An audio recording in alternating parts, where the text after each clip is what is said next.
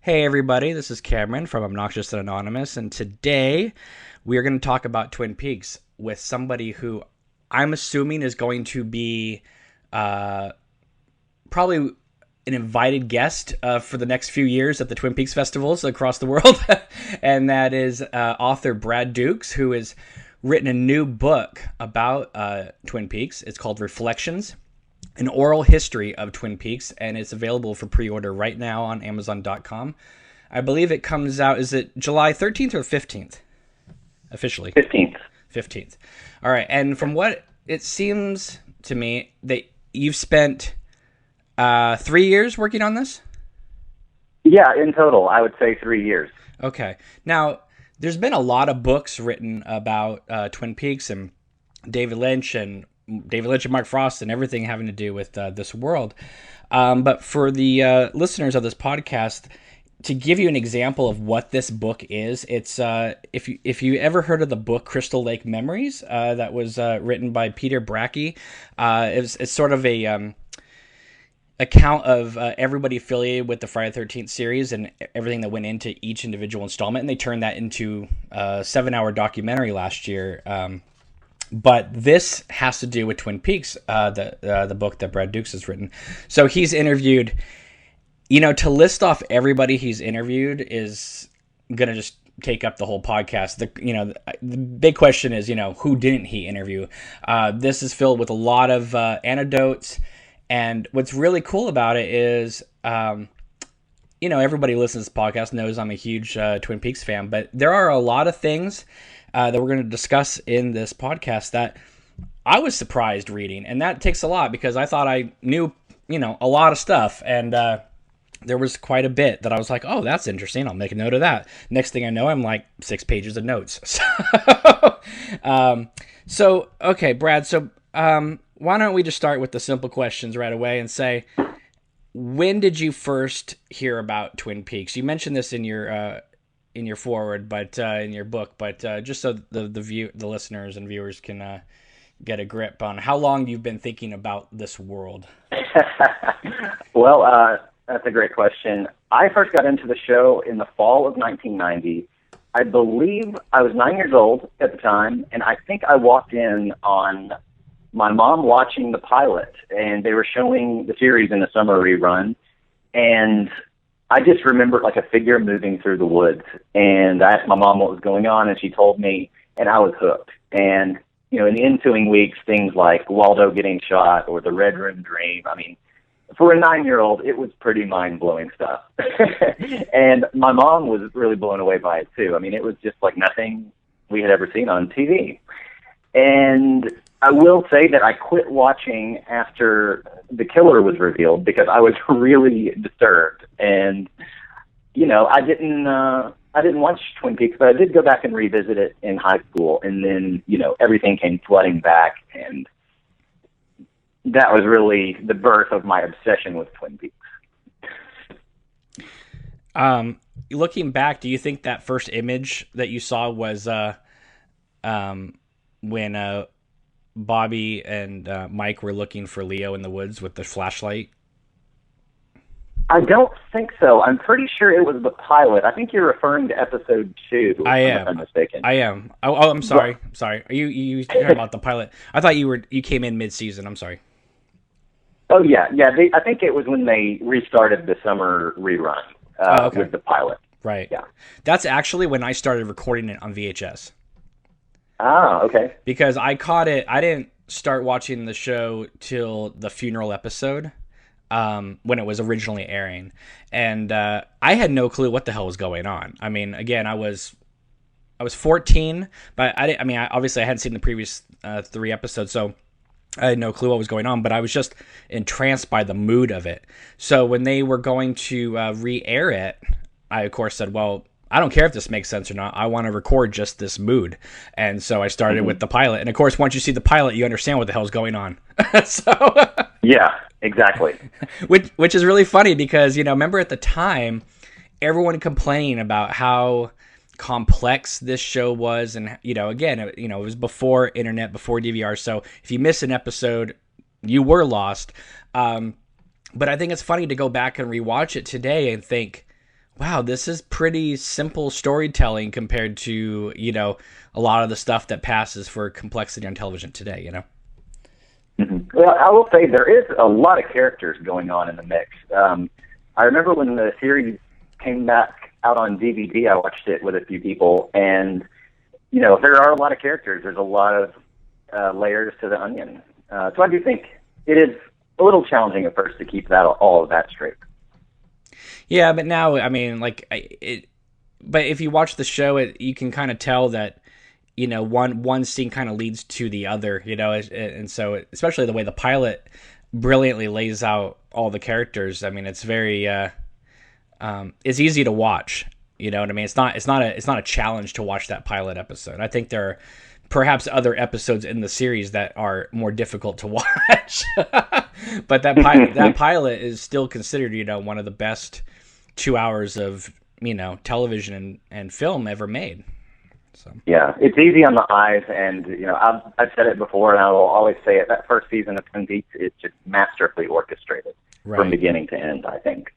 Right, and that cracks me up when reading your book. When and this has been a common complaint since the series went off the air, is that the murder should have not been solved for a while, or it was wrapped up too soon. And I understand all that, but if you think about it, I mean, the central mystery was solved by episode 16 total, and that's still 6 episodes less than the standard season of television. It took Veronica Mars 22 episodes to solve the murder of her best friend, Lily Kane.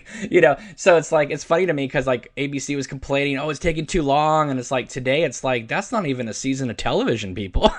Yeah, I think that the 7 episodes running into, or I guess 8 episodes running into the summer break kind of made people a little crazy, but I do agree with you. Well, especially since, there was no internet. Like I said, there was no DVR. There was no way for people to kind of catch up. And so they had to wait 3 months. And then they were going to make a 2-hour clip show to be aired before the second season premiere.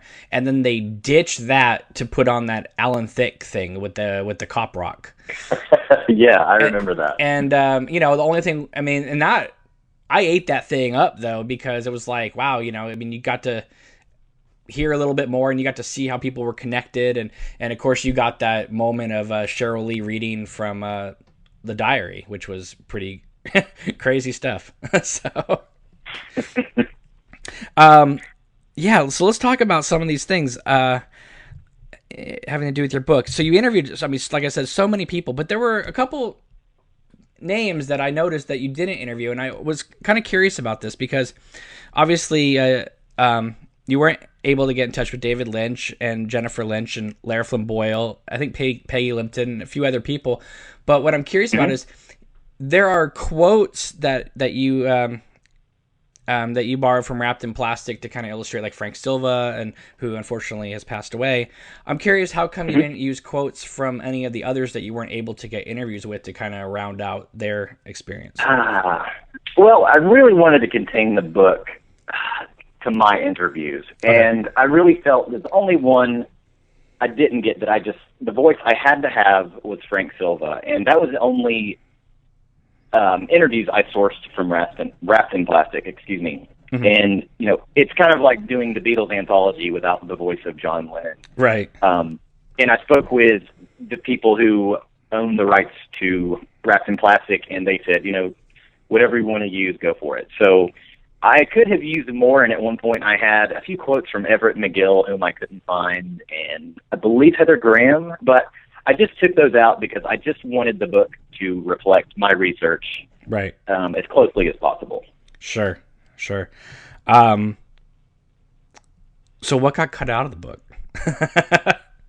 What got cut out? Gosh, there was so much. I mean, I spoke with, I believe, 88 people that are in the book. I spoke with over 100, which means, gosh, there were over a dozen people I couldn't even fit in this book.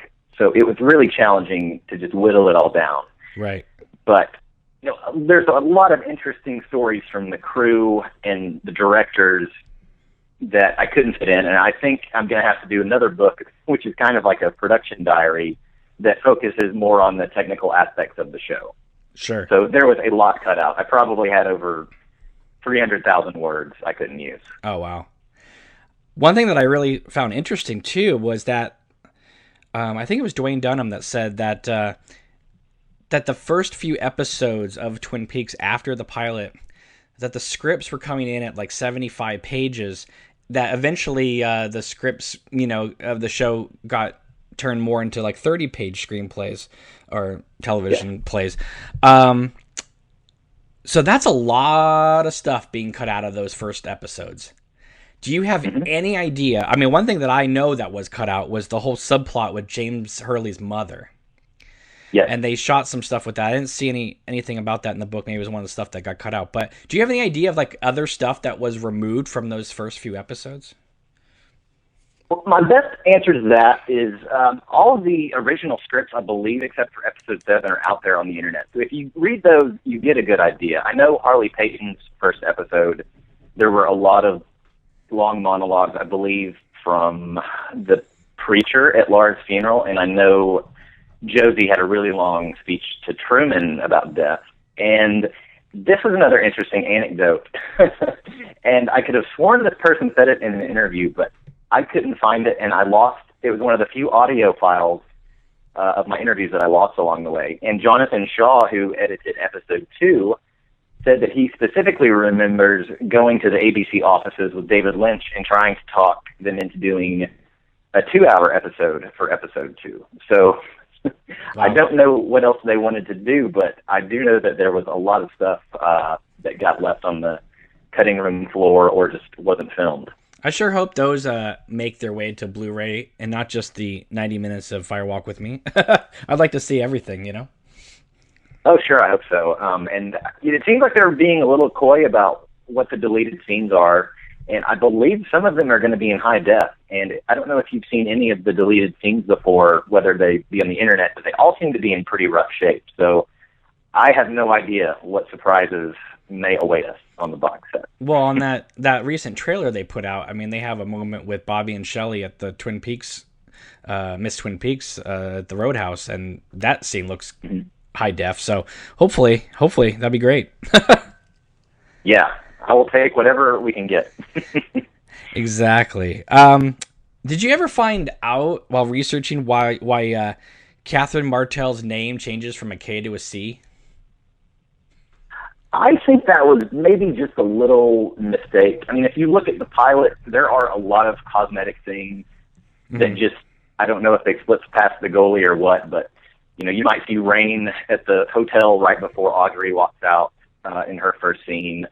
The tide with Laura's body. I mean, if they're in on the Canadian border, I don't think there would be, like, strong tides or anything. But, just little things like that, I think, and that was just one of them.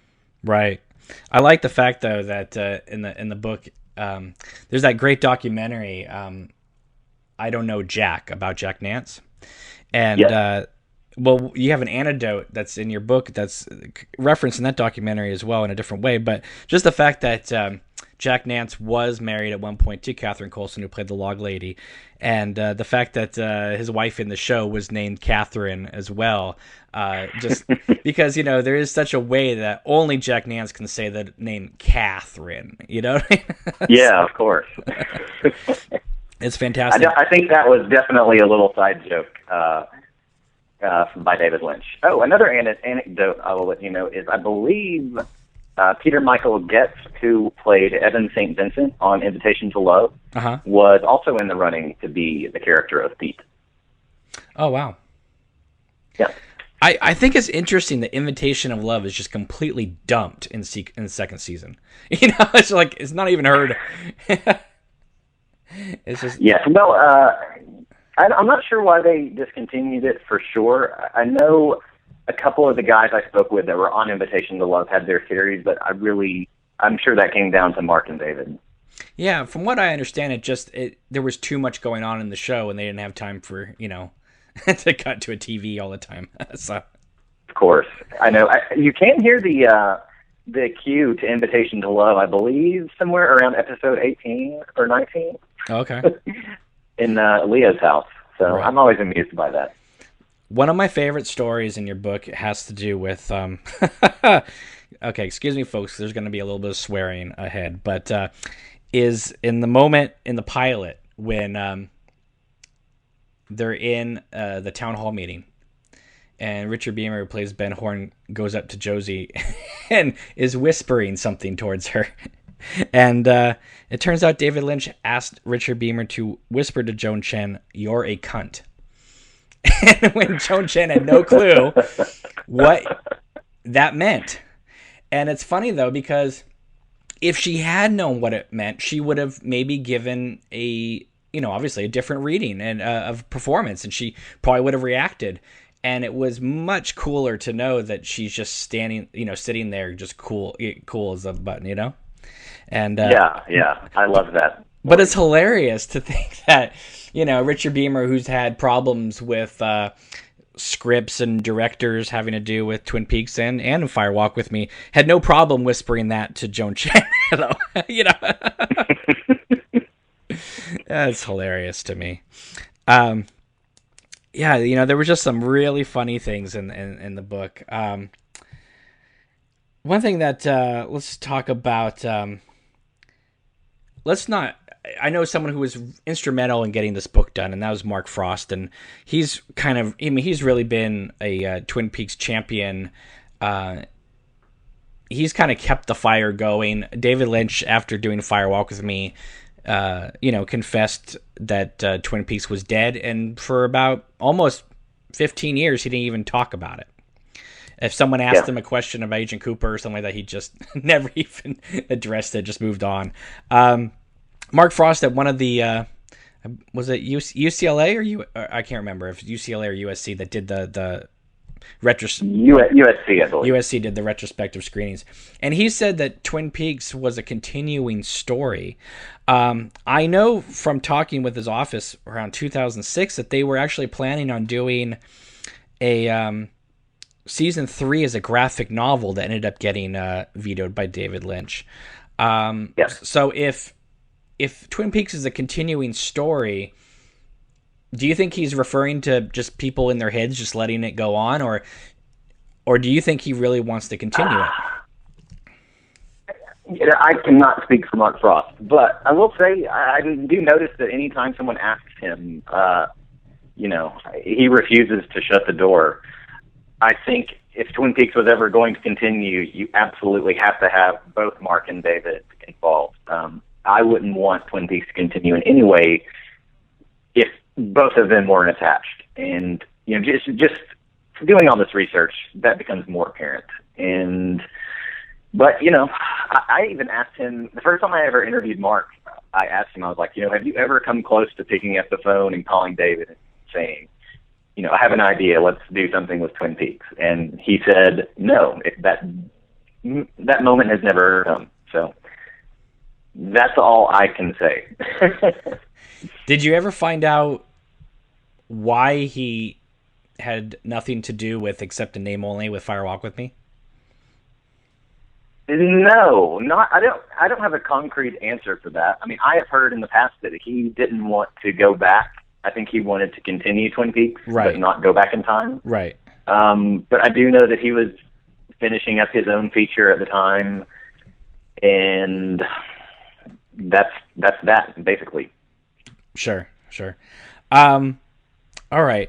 So one thing that was going on in season 1 when the introduction of Madeline Ferguson came in, and I remember at the time there was, obviously there was lots of discussions about who was who and what was going on and stuff like that. But I remember one theory that was always interesting to me was that, obviously this isn't true because we've all seen the show in its entirety now, was that Laura had actually killed Maddie and resumed her or came back to Twin Peaks as her, as a way of getting away from the sordid life she was leading. And I always thought that was an intriguing concept, because there were a lot of different ideas floating around with Twin Peaks, and I'm glad they went the direction they went. But it is interesting just to kind of theorize what if.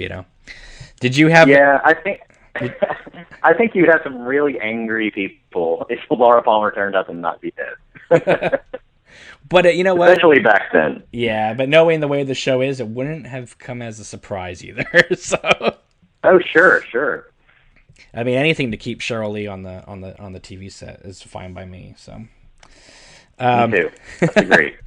But you know, it's funny though, going, kind of revisiting Twin Peaks over the last year or so. Something that I never even noticed until you start looking at things back to back to back is like how Laura Palmer's hair keeps getting bigger and bigger and bigger with like every time they flash back. It's like by the time you get to Fire Walk With Me, she looks like Tammy Wynette, which is kind of funny. Cause yeah. I always thought, you can always, at least for me, I can always tell when Cheryl Lee has a wig on and it's not her natural hair. And I think whenever she has her natural hair is when she's at it. I mean, that's what I prefer. I think the wigs were a little out of control in the second season in Fire Walk With Me. But it's funny though, because like when you watch Fire Walk With Me, at least, I mean, when I first saw it, I didn't think anything of it, But then if you go back and you look at her in the Red Room sequence, that was in the international pilot, but also in episode 2, I mean, that's what her hair really looks like. It's like a complete. It's hilarious to see her going from like this beautiful straight blonde hair to country music star Laura Palmer. So. Yeah, it's borderline Loretta Lynn. Exactly. I was really happy that your book concentrated on the episode that Mark Frost directed for season 1, because I've always maintained that was one of the best directed episodes of the whole series. Yeah, I mean, I think if you watch that episode, it's great. It's it's in the top 5 of all the episodes, I think, and. I think if you look at all the credits, it really makes you wonder why he didn't at least direct a couple more. I mean, I love that episode. Yeah, and it's incredibly suspenseful. And the way Kyle MacLachlan plays Cooper in that episode, I mean, you almost think, oh, this guy's a contender for James Bond. Yeah. He's so suave. It's a masterful hour of storytelling. Yeah, and it's just like one climax after another, and one, sorry, my brain's off. The not loose end, but what do you call those things? Cliffhangers. There's cliffhanger after cliffhanger. I mean, there's like 7 or 8 cliffhangers right on top of each other. It's and then, I mean, I'm sorry, go on. No, I was just gonna say that, like, by the time that episode was over, I mean, you were exhausted.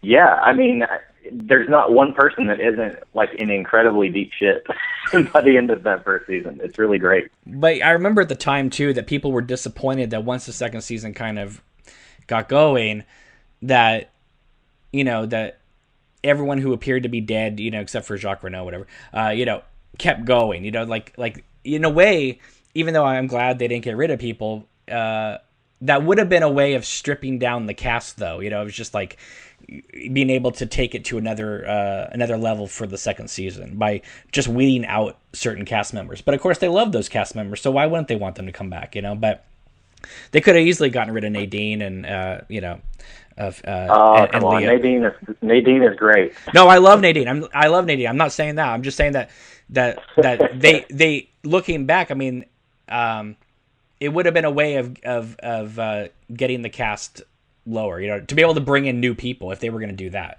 But because they kept building more and more people, it was one of the many, many reasons why so many people jumped ship. Yeah. Well, when I was little, I loved that cliffhanger of Cooper getting shot. And I always felt like that was a missed opportunity, that they didn't, they posed a great question, who shot Agent Cooper? And to me, it feels like it's maybe that question is asked 3 or 4 times throughout the rest of the series.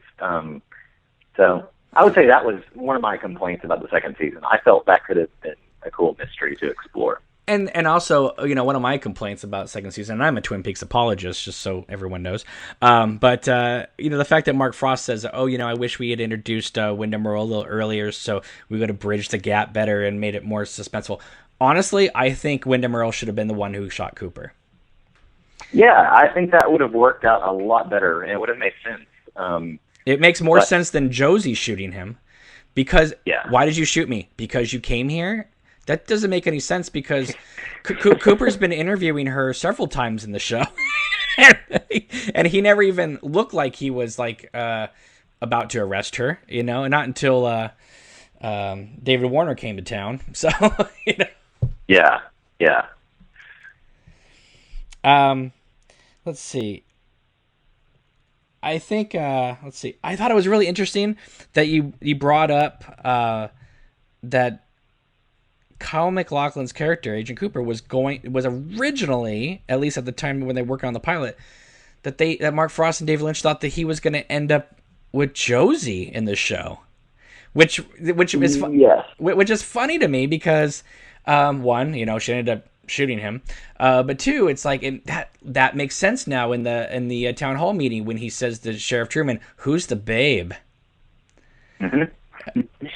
Yeah, and I think I don't know what all went into the stories after they made the pilot. I know that they wrote those first two episodes, David and Mark together, right around the time the pilot was picked up. But I think they kind of wanted to go for more of a friendly route with Cooper and Truman, and I guess that would have caused, it would have been a little more tumultuous. But I guess that would have been another interesting angle they could have pursued, but I'm glad they didn't do that. Yeah, sure. And the fact that Josie originally was going to be played by Isabella Rossellini would have just brought back so many weird Blue Velvet memories if they were together. Oh, yeah, man. Yeah. Now that you say that, I actually watched Blue Velvet yesterday, and yeah, I wouldn't want that preceding my experience with Twin Peaks at all. No. I mean, though Blue Velvet still stands up as, for many, many reasons, but even though Kyle MacLachlan is playing Jeffrey Beaumont, it does kind of feel like a Twin Peaks prequel, of like how this character would have gone into the FBI after solving this small town mystery or something, Oh, yeah. Well, a lot of the crew and that worked on Blue Velvet worked on that Twin Peaks pilot too. So those two things do kind of feel like companion pieces to me, but albeit different worlds. Right. Another thing that you brought up in the book, which this is something I didn't know, everybody, and so I'm thinking not many people know this if I didn't know this, and that is Mark Frost was in advanced talks to get Steven Spielberg to direct the second season opener until David Lynch decided he wanted to direct it himself. That would have been something, and that really would have...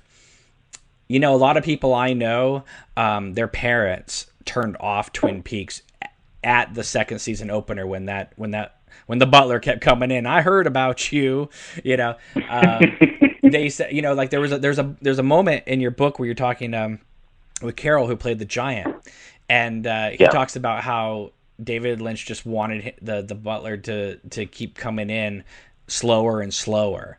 And he said that this is not how you start a second season opener.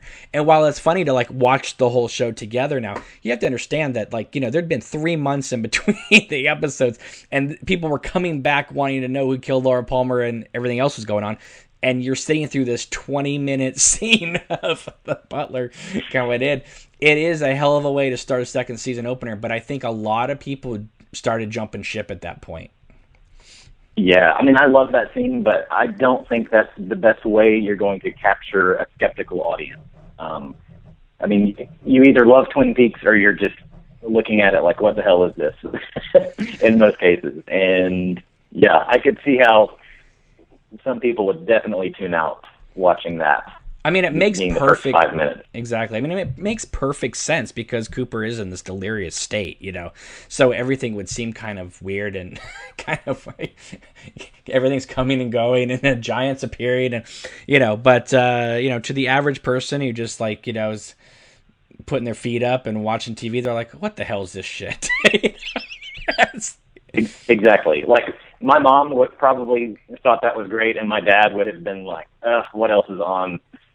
I thought it was weird too that Mark Frost solely wrote the script for that episode. You would think that him and Lynch would have come back and written that together. I think they had to have. I'm not sure how it's credited. I think Mark has the teleplay on that, but I think Mark and David did, figure out the stories that were going to be established, and then David, of course, directed those first couple of second season episodes.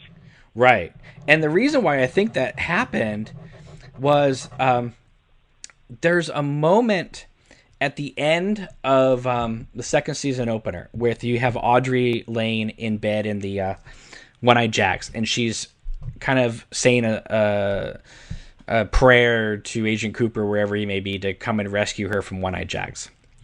And she's talking about Emery Battis and Blackie and stuff like that. And it's a very, especially with Badalamenti's score, right? It's incredibly moving and sweet scene, and I thought it was one of the best scenes of that episode.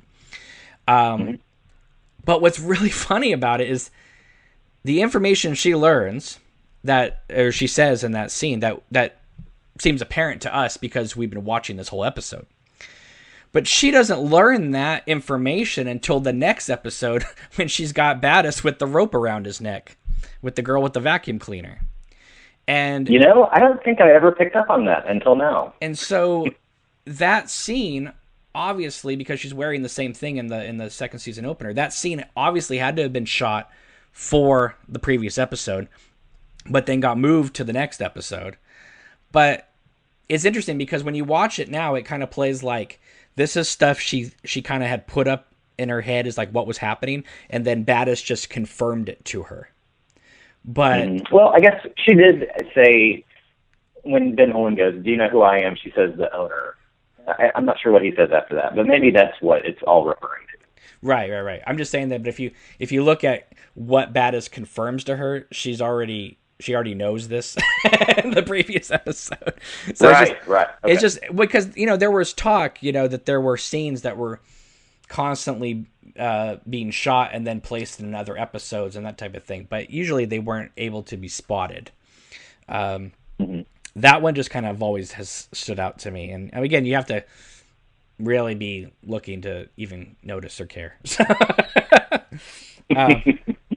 But another thing that was interesting to learn was that Catherine Coulson cannot travel on an airplane with her log anymore after 9/11. That was interesting. Yeah, actually, the first time I ever met her was at the trip she was referring to, and it was funny. She was standing there at the autograph table, and if you wanted to hold the log, you had to put on your own. She had a box of plastic gloves to handle the log. Oh wow! And I know she came to the Twin Peaks Festival last year, and she did not bring the log with her. So I think the log is probably retired from active duty for now. Another thing that was interesting, which, would be no problem today, just because of the way everybody is now with acceptance, especially on television.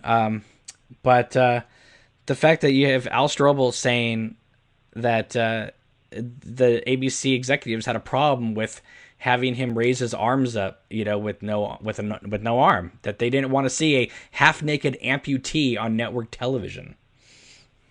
Yes.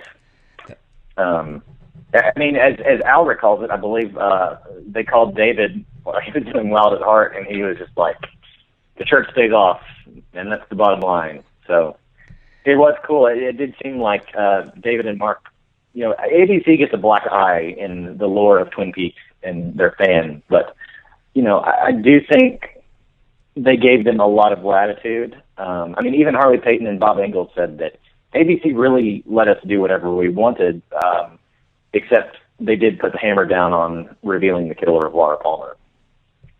Right. I thought it was interesting too that I mean, I guess I knew this in the back of my head, but one of the directors of the series, Leslie Lee Glatter, she played the little hunchback troll in the One-Eyed Jack scene with Audrey, and that's always stuck out as a character that I always wanted to know more about. They never went back to that at all. It was like a 1-second throwaway in the series, and yet somehow it stays with you. And that's something about this series that needs to be commended is, even like a 1-second throwaway seems to haunt your dreams, Oh yeah. It's such a random thing. And, I remember I first interviewed Leslie, and she told me that story, and I just died laughing. I couldn't believe it. I was so excited. I mean, the story's in the book, but then I believe she did tell the story at the USD panel a few months after that, and I was really bummed out. I was like, oh, man, I wish people could have read that in the book first. But I did get to include a super unseen picture of her and Richard Beamer, and she's in the costume. So that should be a little Easter egg in the book for everybody. Yeah, and this floored me was that the scene that people always remember because it's Badalamenti's scores in it is used in a number of commercials for Twin Peaks. But the scene with the girl, the flashback of Ben and Jerry, not the ice cream folks, but Ben and Jerry Horn, as little kids watching their babysitter dance with a flashlight. It's hilarious to find out that it's David Fincher's sister. Oh, I know. That is so random. And, I really wanted to track down the actors who played Little Ben and Jerry, but I had no luck. I asked everybody who directed them, and there was just no clue. So it remains a mystery. You didn't find their IMDb page and search them out? No. Whoever it is did not claim that credit. If they are still acting, and God knows if they are. Yeah, this is a fascinating story. The writer of Permanent Midnight, Jerry Stahl, came in and was fired from Twin Peaks. Mark Frost tells a story about he would take a break from one of their meetings and go into the bathroom and shoot heroin. This is insane. Yeah, I mean, there was writers doing heroin in the stalls at Twin Peaks. Is that where they got the idea? Without chemicals, he points when they go in the bathroom and they find the haloperidol. I don't know. I don't think it was, because I don't think they knew about it until Jerry Stahl put that in his autobiography. And I have to recommend Permanent Midnight to anyone who is halfway interested in Twin Peaks or television. This guy, he'd been working on Alf and Moonlighting, and the story of his addiction and ultimate recovery is incredible. I mean, it will blow your mind. And the Permanent Midnight, it's on Amazon, and it's a crazy read. well, they turned it into that movie with Ben Stiller. Yeah, I watched that after I saw the movie, or after I read the book, and I would just read the book. Right. Although I will say there is a scene halfway inspired by a little story with Mark Frost that made it to the movie. So that's worth checking out too, I guess. Sure. Okay, so we've heard. Hopefully, you could enlighten me on this. We know that when they shot Maddie being killed, they shot it. In your book, it says 3 ways: one with Leland Palmer, Ray Wise, one with Frank Silva as Bob, and one with Richard Beamer as Ben Horn. I've always been curious, though, why Ben Horn would be at the Palmer house. Yeah. I mean, we know they weren't going to go with that ending, but how did they explain to Richard Beamer why he was at the house to kill Maddie? I don't think that was explained. I know whenever they had their meeting, I'm pretty sure they said, "This is Ray," and so, I think they just did that Ben Horn thing to throw off the crew. Right. And as far as I know, and I believe Philip Neal, who was one of the associate producers on the show, when I interviewed him, he did confirm that they mixed and timed and scored the footage of Ben killing Maddie. I don't know what happened to that, but I'm pretty sure that went all the way through post-production. Now that really needs to be a Easter egg on the Blu-ray set. Yeah, I mean, I've talked about that with some of my friends over the years, and that's, aside from the Fire Walk with Me deleted scenes, that's really the holy grail of Twin Peaks, is that footage.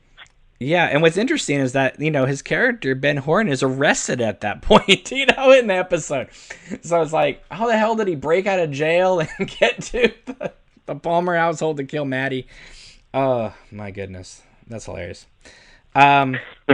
I love your stories in the book about how nobody fucked with Michael Parks on that show and let him just do whatever accent he wanted, even though, the characters of Jacques and Bernard did not have accents, I believe. Maybe Bernard had a slight one, but not to that extent that Michael Parks did. And it wasn't until reading your book that I didn't even think about that before. I just, I don't know. I just thought the Renault brothers were the Renault brothers. I didn't even place the fact that Jacques Renault had that strong accent and the other ones didn't. You know what I mean? It's just, but they drew attention to it with the fact that Michael Parks was like, I don't care what you say. I'm going to do, even told the director, who are you? I'm going to do what I want to do. And that's hilarious. Yeah, I mean, when I spoke on the phone with Michael, just how do I say this? I mean, just the way he talks, it's just kind of like, okay, that's what we're going to go with. And I'm really glad I was able to get Michael to participate in the book, and I think everyone will really enjoy the stories everyone has of working with Michael, too. Definitely. And I thought it was interesting. Go ahead. I'm sorry. He definitely didn't take any guff from anybody. Which is interesting considering that he wasn't working at the time. He just walked in and did his scenes and left. I know. I don't know if you've seen Then Came Bronson, that show he did in the 60s, but that's also really, really cool. Kevin Smith is on record of saying that he hired Michael Parks for Red State because of seeing him in From Dusk Till Dawn. But if you watch the documentary on that was made for Clerks, I think it's called The Snowball Effect. It's on the DVD and Blu-ray.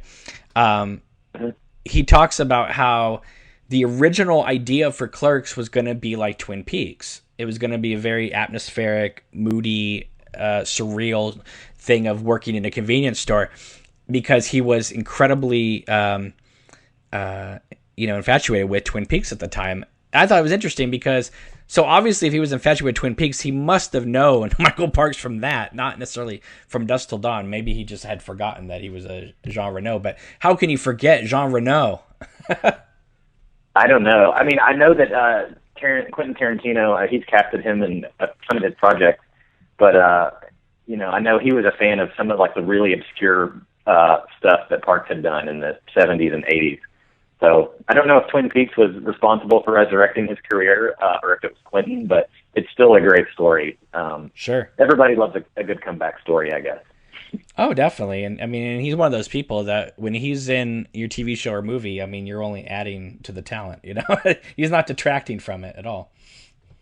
Yeah. I remember when he popped up at the end of Django Unchained, I was like, oh my God, Michael Parks, yes. Exactly. There's a really strange statement, and I'm hoping you can clarify because I don't know what James Marshall is talking about. He talks about how during the whole James and Evelyn subplot in Twin Peaks, and then James was riding off into the sunset, he said that he was surprised that, and this is a quote, Donna went off to be a hoochie. Now, I'm trying to figure that out because Donna doesn't sleep around after James leaves. She's actually pretty faithful to him, waiting on the steps for a postcard from San Francisco.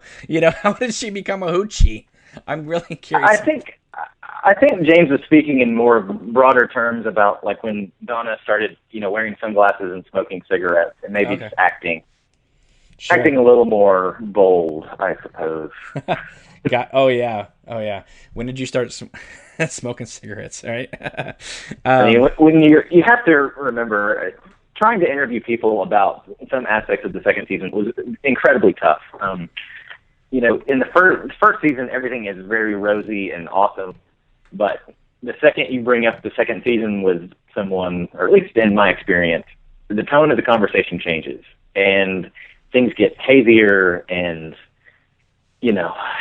it gets Twin Peaksy. Sherilyn Fenn completely destroyed the second season in that, like one of her last statements to you. I mean, she's just like, I hated every second of it. I'm like, wow. Yeah, to look at it from Sherilyn's viewpoint, Audrey was an incredible character in the first season, and when you look at Audrey in the second season, it really feels like they took everything great away from that character. So couldn't you argue though? I have to share her frustration there. But couldn't you argue though that maybe some of that was self-imposed because she's in your book? She says that she didn't want her like Audrey in the first season. She wanted her to become more business oriented, which she became in the show, which then changes the character. Mm-hmm. Yeah, I don't think Sherilyn had the power to do that, to just change her character. I think that's more when you get into the Billy Zane era, when you see that. Okay. I mean, I don't think she was wearing like business outfits until then. And, you know, for me at least, the character of Audrey was really just floating around aimlessly between One-Eyed Jacks and until when Billy Zane showed up. Yeah, I think once the murder is solved, you know, she's got very little to do except wear those southern dresses and stuff like that until Billy Zane shows up. One thing that I found really fascinating, though, is there's that moment that we all remember is when there's chaos happening in the Great Northern, and Audrey jumps into the arms of John Justice Wheeler, and they share a kiss. I was fascinated to find out that right before they shot that kiss was the beginning of the Gulf War. And, yes, and that, you know, and the way Billy Zane talks about that moment, it reminded me of that scene, and I thought, now that the intensity and sweetness of their kiss, you know, means even more compared to what they just heard, you know. Mm-hmm. Yeah, I mean, that couldn't have been easy to just come into Twin Peaks at that point as a fresh character and just kind of hitting the reboot button a little bit. Mm-hmm. But, you know, it is what it is. I actually have been, I mean, I understand, like I said, I would have been happy with Twin Peaks, however they went in directions back then, because I didn't know any better and I was just following the show. But I know people, you know, object to this, but I actually do like, Billy Zane and Heather Graham in the show. I think they're both really good. And, yes, it would have been great to see Audrey and Cooper together. However, in the first season, when Audrey shows up in the bed, you know, Cooper makes it pretty clear that they're just friends, even though there's that weird tension between them. And I thought it was cool, though, that the show could, depict two people who did like each other and have respect for each other, but actually move on in different relationships. And, just so Audrey wasn't hanging on to Cooper's every word like she used to be. I think the problem comes with John Justice Wheeler just ditching town after de-virginizing her. It makes, you know, and then she explodes at the end of the series. We're led to assume that, at least. That's just not a good way to end that relationship and that character and stuff. I mean, it's almost like if you were going to blow her up or possibly have him come back for season 3, then have her get on the airplane and fly off with him. Yeah, it's funny. I asked both Bob Ingalls and Harley Payton if they had come up with that idea, and they were like, I don't remember that, and I don't think that was my idea. It was probably the other guy's idea. It's kind of like when people no ask one owned up to it. Yeah, it's kind of like when people ask the Beatles, you know, in the past, like about Magical Mystery Tour, and they're always like, it was Paul's idea, and he goes, I don't want to claim credit for that entirely, just as me. So if Audrey and Cooper had gotten together in the second season like they were hoping, do you think they were going to still do the same thing that they did with Cooper and Annie? Do you think they were going to turn Audrey into a redo of Carolyn for Cooper to fight over with Windham Earl? You know, that's an interesting question. A couple of years ago, when Bob Engel was at the Twin Peaks Festival, he was so cool. Like at the picnic, it was kind of just like we were just picking his brain, asking fun questions, and that was one of them. And he said, in not so many words, that yes, that's probably where she would have ended up, but it probably wouldn't have been the same journey to get there, but the same destination. Of course. So yeah, I do think that it's probably what would have happened in the end. I mean, I do like Cooper going into the Black Lodge to get Annie and that type of thing, but thinking about it, it would have escalated the intensity level if he was going in there to get Audrey. Yeah, I agree. Totally. And thank you, by the way, for clearing this story up. I've been wondering about this forever. You interviewed, is it Stephen, who is it? Girandel? Stephen Gyllenhaal? Oh, Gyllenhaal, I'm sorry. Sorry, I can't even read my own handwriting. But he was talking about how it was his idea on the spot to have those actors / characters in his episode start shaking their hands. like the spastic thing that they catch. Obviously people just assume that it was just like trouble to, for things to come, but it's a weird moment because it never comes back in the show. You know what I mean? It's just like that one episode, 3 characters, and one of them is like a lady eating pie, that we don't even know. So it's just like, it's weird. There's a few curious things in that episode, and I think Steven was just having fun. There's that one scene where Ben Horn turns around and he looks at his fireplace and just freaks out, and you never know what it was. That's right. And I remember asking him that, and he was like, "I have no idea. I'm sorry." That's right. It's just one of those mysteries that we'll have to live on. I think a lot of people assumed it was Josie, like in the wall. I think that is the assumption, but he didn't know where they were going with that. I just like the fact that he called up Lynch, and Lynch said, I like that you have your thinking cap on. That's hilarious. Yeah, it's funny.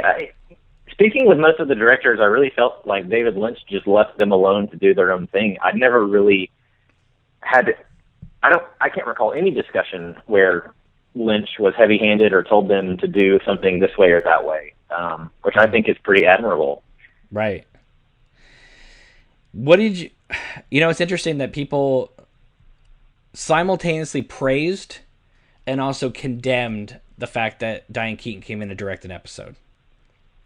And that seems to be something that a lot of Twin Peaks fans share. Like there's a lot of interesting and cool things that she brought in her episode, but you had somebody, I can't remember who, I'm sorry, that said they don't think that she's ever seen an episode of Twin Peaks before because she directed the show like in her own vision, because the way Evelyn is shown at the beginning with all those dissolves and just some of the weird humor, like the door going back and forth when Pete and Cooper are talking with with the laundry and stuff. There is weird stuff and surreal and wacky humor in Twin Peaks, but that episode almost takes everything to another level. Yeah, I wish Diane Keaton would have participated in the book, and maybe we could have answered some of those questions. Her manager did not get back with me. Big shocker there. I say that completely tongue-in-cheek. I'm sure she was busy filming one of her wonderful movies. But anyway, it was sort of a split reaction there, and she hadn't directed many things before that. So I guess she was just that kind of... Belinda Carlisle video, Heaven is a Place on Earth. Yeah, and I believe that she directed an episode of China Beach before Twin Peaks. Okay. But, I don't know. That's a great question. I'm trying to figure out... How do you feel about that episode? You sound a little frustrated. I do like the last shot though, with the mask on the pillow and it's your move and everything. That's a good moment. Yeah, I don't dislike that episode. I enjoy every episode of Twin Peaks for what it is. Right. And I think Diane brought a different style, and there were some fun things like that. The whole fallout of Evelyn's story arc in the living room. That's pretty bizarre stuff. But, I think that was just a difficult time. The show was really struggling to find its traction there. But I think at least, if anything, Diane Keaton turned in a visually stimulating episode. The whole episode is surreal. You've got James and Evelyn and Ben Horn's Civil War going on. It's just some wild stuff. Yeah. It's funny you mentioned James and Evelyn, and it's funny how so many Twin Peaks fans will say that is the worst subplot of Twin Peaks. I disagree for a few reasons, but personally for me, and this is I have no problem with the actors and stuff. It's just the way it ended up. To me, the worst subplot has to be Lana and the two mayors. It's so ridiculous, and it doesn't go anywhere. Yeah. But the thing is, though, James from the Bring Back Twin Peaks page, he and I, we always have this running joke with James and Evelyn because, the thing about it is that even though people say that's the worst subplot of Twin Peaks, and we understand because, it kind of is the James Hurley spinoff show at that moment. But it's funny though, because David Lynch would take aspects of it for Lost Highway. So it's like, it's very strange. Well, it's definitely got a Sunset Boulevard-ish plot to it. Right. And yeah, I know that story was Harley Peyton's idea, and he just wanted to do a little film noir thing. But, I think it's really tough to try to tell a story on Twin Peaks that isn't set in the town. Right. So I think that was probably the worst thing working for it. But, it's funny.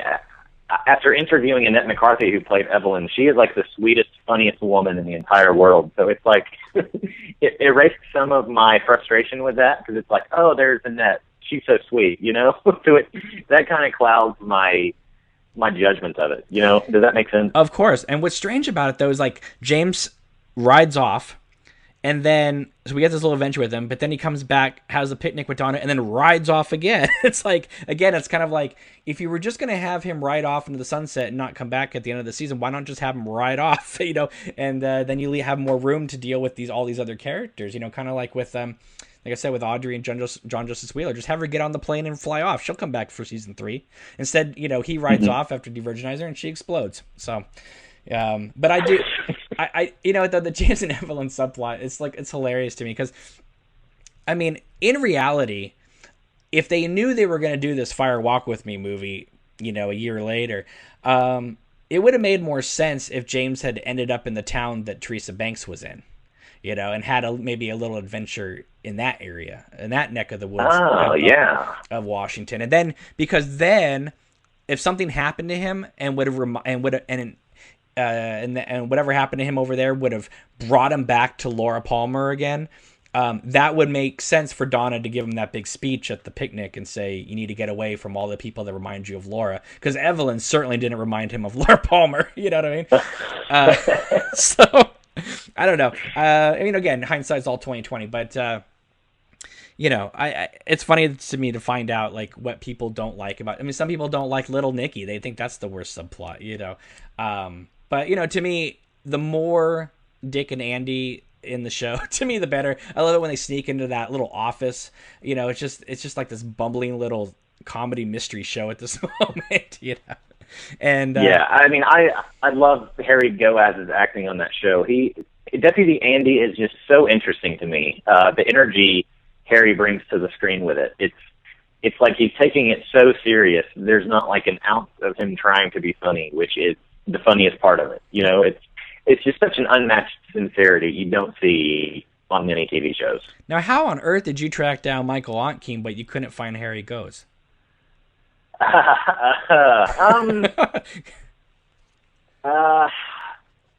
They're both really individual guys.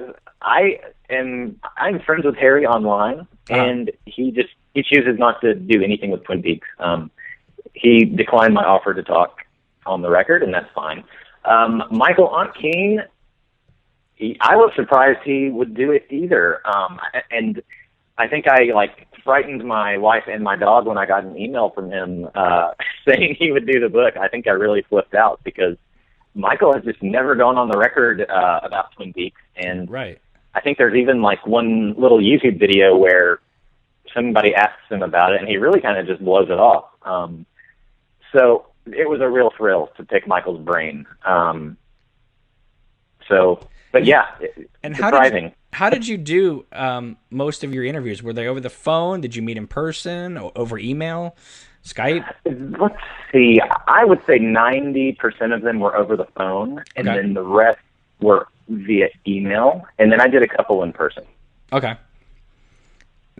And I know it took you 3 years to finish the book, but how long was the interviewing process before you started writing? Let's see. How long was the interview process before I started writing? Yeah, or were you writing the whole time as you were interviewing them? Oh, man. That's a good question. I kind of just would do it as I went. trying to figure out the best way to answer that. As I went, as I talked to more and more people, I would look for story threads, or I would look for things I hadn't caught before, or maybe a name. And that process brought me to quite a few interesting people that you don't see in the credits of Twin Peaks, but they have a lot of interesting stories about, behind the scenes and, really what made and broke the show. Sorry, I cannot talk. So it's really just kind of trying to pay attention to that, and there's also a little bit of research along the way. The national press was absolutely obsessed with Twin Peaks when it was on the air. I mean, anything that they did, writers would cover it. So that was really helpful. But yeah, I mean, there were some people I had asked to interview, and they would say yes, and a couple of them I didn't get on the record for another year. Oh, wow. And at some point I was like, oh my God, I'm probably bugging this poor person to hell. But in some instances, I had to have them in the book. There was no way I was doing it without them. Right. So it was a huge test in patience, and I think even and I wrapped up the interview process in February of this year, so it was kind of a down to the wire thing. So towards the end, I kind of knew exactly what to ask certain people. Well, you had to fill in those holes, right? So you knew what to. Exactly. We need someone to touch base on this aspect here. Exactly. Well, one aspect that you touch base on, and I have to personally thank you for it, because I have been shouting this from the rooftops probably for the last year or so, because there's a lot of people are new Twin Peaks fans. They didn't grow up with this show, so they hear what they hear and they see what they want to see. But one thing that has always come up, and I always have had to kind of combat people on this, is the fact that the Twin Peaks second season, in their minds, went downhill because David Lynch was busy making Wild at Heart. And we know that's not true, because Wild at Heart premiered at the Cannes Film Festival during season 1. So, and your book clarifies this, because people were saying, well, what the hell was going on at the time? Why wasn't he involved a lot of times in the second season after Laura's murder was solved? And what I thought was interesting was that you had several people saying that David felt alienated from his own show, that other people had started to take over the show, and so he started getting busying himself with art exhibits in Japan. That's fascinating. I mean, this has never been told. Yeah, that is one of the most common, misnomers, I guess that's the word, about Twin Peaks. Wild at Heart premiered in May of '90 at the Cannes Festival, and I know it was released, I believe, in August of '90. Right. So I know David was probably busy with press in the early stages of season 2, but when you get past September of 1990, that's really the $1 million question. And I know he did do some art exhibits in Japan, and I know that he and Harley Peyton didn't exactly get along wonderfully. Which is something by the time I'm sorry. I just want to say real quick, I don't want to get too much into detail about that, but everyone read this book, because there's so much interesting things about. I didn't know anything about that Lynch and Harley Peyton weren't getting along, and there's a lot of stuff in there about that, and just fascinating. Just Brad, seriously, it's just like, we're like, holy crap, like, these are things that, like, this wasn't revealed on the documentary that was on the Gold Box. This book, I've read a lot of stuff about Twin Peaks. I think that this book is going to be, just one of those things that has to be in every Twin Peaks collector's, bookshelf. So. Well, thank you. For me, reading the book now, it's like I've lived with some of this for so long. And it's like, I just don't know how it would be taken by a brand new, fresh set eyes. So it's great to hear you say that. And while he's on the subject, I have to give major props to Harley Peyton.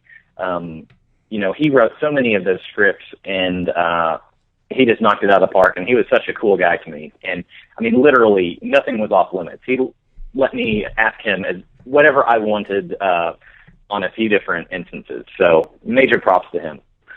Was there? I mean, I'm unless you want to share, were there any? We'll get back to this David Lynch thing in a second with the second season, but were there any stories that people told you about anything Twin Peaks related behind the scenes that you yourself thought, maybe I shouldn't put this part in the book? Or did you put everything you wanted to put in this book and let them kind of look over it and say, oh, let's take this part out? Or did you just, or did you make that call yourself?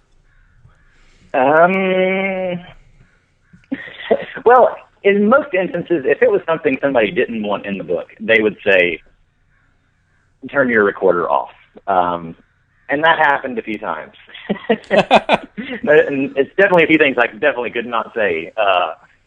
Just because, and in some instances, some people, I may have interviewed 5 or 6 times, and, they'll share different things on different levels. So, yeah, there's definitely stuff I could not put in the book. But most of the time, the interviewee gave me forewarning. Okay. All right, let's get back to this David Lynch second season thing. Okay. Because he, I mean, you can tell, I mean, it's quite apparent when you watch the show that he's gone for several episodes. His presence is gone in several episodes, and not just directing. I mean, you could tell that he wasn't there developing the stories or something, because his mood that he brings to the projects, is not there. So the question has always been, well, what was he doing? I mean, obviously there was the show American Chronicles was going on. Maybe he was developing other projects. But it's interesting to read in your book how many times it is said that I believe it's Tony Krantz, one of the agents, keeps making the claim that other people, just because no fault of their own, had ended up having to take over the show because Mark Frost and David Lynch were both gone. And so it was interesting to read how much Lynch felt like, I returned to this word, alienated, to not want to come back because he didn't feel like he fit in anymore. And I thought that was fascinating. There's many ways to look at that. And I think if you look at the first season, David Lynch was not around during the first season. He came in at the very end and directed episode 2 right before they shot the finale. Mm-hmm. He was working on Wild at Heart at that point. Right. I think he directed that pilot and he co-wrote those first 2 episodes with Mark, and that really installed the tone for those directors to follow. And I think if you look at that first season, that's what happened. Second season, David did the first 2 episodes, and they were forced to reveal the murderer, and I think that was really instrumental in him losing his interest in the show at that point. I mean, that is just my opinion. I can't speak for him, obviously, but it makes sense. It feels like his involvement really perished with the revelation of Lars Killer. Right. I think that really, really crushed him. Well, I mean, it explains why he would want to go back and do Fire Walk With Me as just a straight up prequel before prequels were in vogue. You know what I mean? It was, so much so that Shirley Lee had to go in Arsenio Hall and give the definition of what a prequel was or is. Yeah. But, it's just funny. Talking to people, I would ask them what their working relationship was like with David and how involved he was. And Tricia Brock, who wrote episodes 17 and 23, never sat down with him or even met him at that time. She just met with Mark.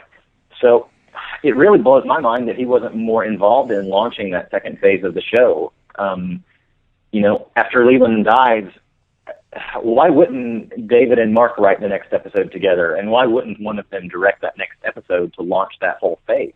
Mm-hmm. That is really the huge mystery I wish I knew the answer to. On the last podcast that I did, it was interesting.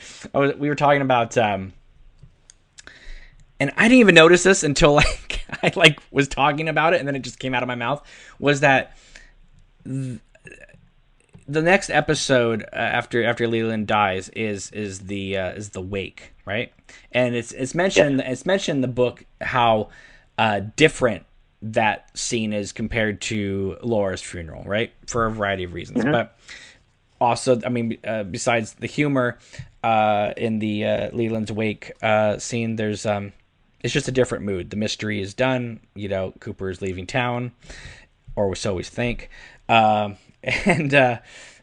I find it so interesting that the town is so understanding because they're basically at a serial killer's funeral. Yeah. And everyone's having the best time reminiscing about this.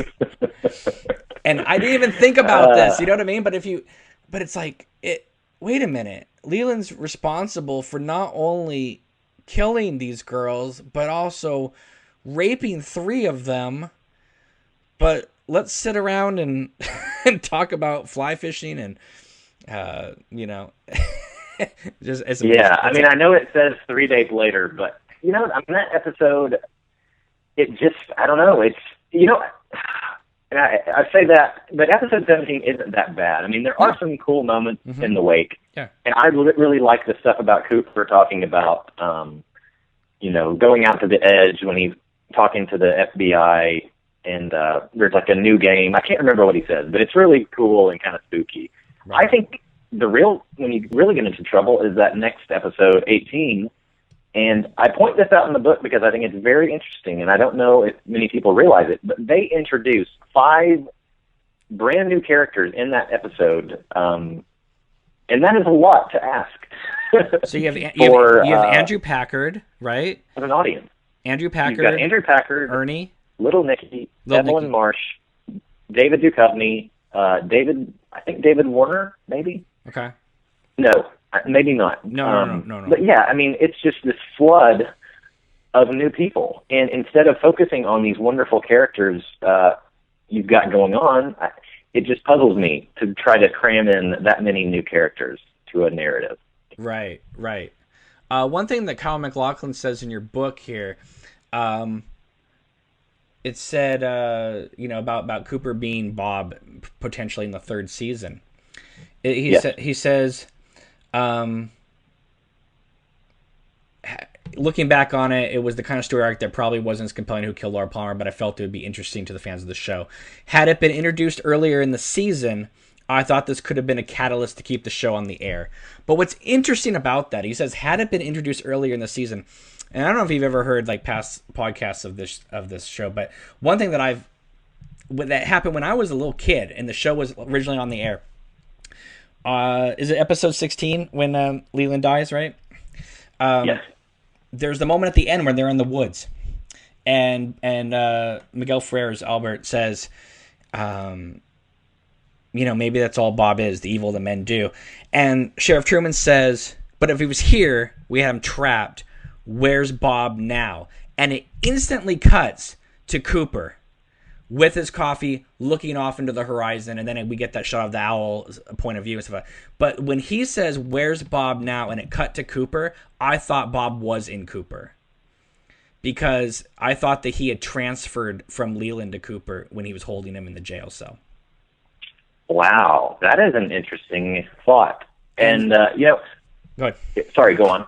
No, I was just saying that, like, so when he says, had it been introduced earlier in the season, I thought, well, that's how you can do it, because the next 2 episodes, what you're talking about, like when he's in the being interrogated by Clarence Williams III in the Mountie, there is a after that whole Major Briggs disappearing and stuff like that in the woods, if you look at Kyle in those interrogation scenes, he's got this weird eye.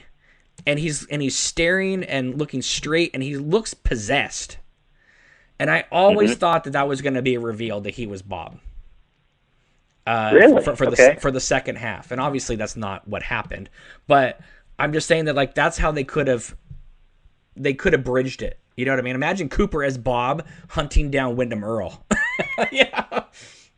Yeah. Well, it's funny. Like I said earlier, before we were recording, I think, I quit watching after they revealed the killer, But my mom told me about that episode where Cooper and Briggs are, out by the campfire, and she thought that figure on the hill was Bob. Okay. And I always thought that was really spooky. And I was like, oh my God, Bob's out in the woods, Right. What's he going to do? And it, when I went back and watched it years later, that wasn't the case, and I was really bummed out. And I was also expecting Bob to come out, so I was like scared out of my mind. Yeah. So it just comes back to that. I wish they had planted those seeds a little earlier. Yeah, and that figure, Doug Pa, whatever those things are, it just reminds me of the Dead Poet Society. So here's a couple things I just want to bring up here. Thank you so much for including the director. Oh God, of course, he's the director of River's Edge. Tom Holland, is that his name? Oh, Tim Hunter. Sorry, my bad. I'm sorry, Tim Hunter. It's been a long day, people. But I like that you have him, because I've always wanted to know, and you reveal in the book. I'm not going to reveal it here because I want people to read this in the book. But you get to find out why Windham Earl has black teeth in that scene when Leo is tied up to the spiders. I have always wondered about that. And I mean, I don't need like some logical explanation, but it was just kind of a strange, weird thing to put in for 1 second of the episode. And you get an answer to that. And I thought that was great. So thank you for putting that in the book. Well, thanks.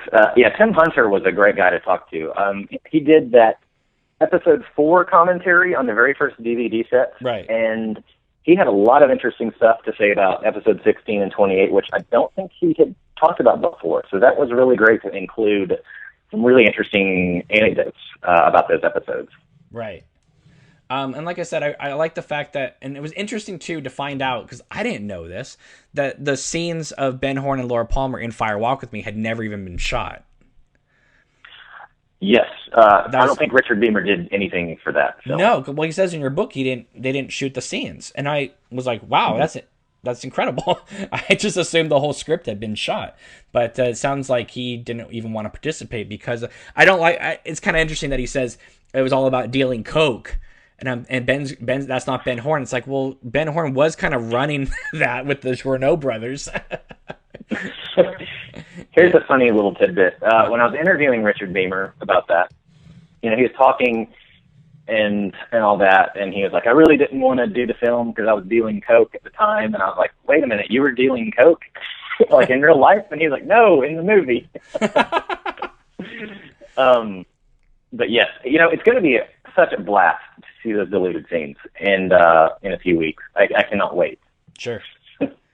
Are you going up to the festival?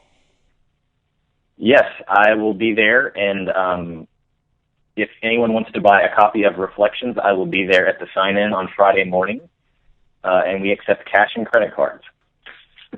Well, I have a feeling you're going to sell out, so bring a lot of copies.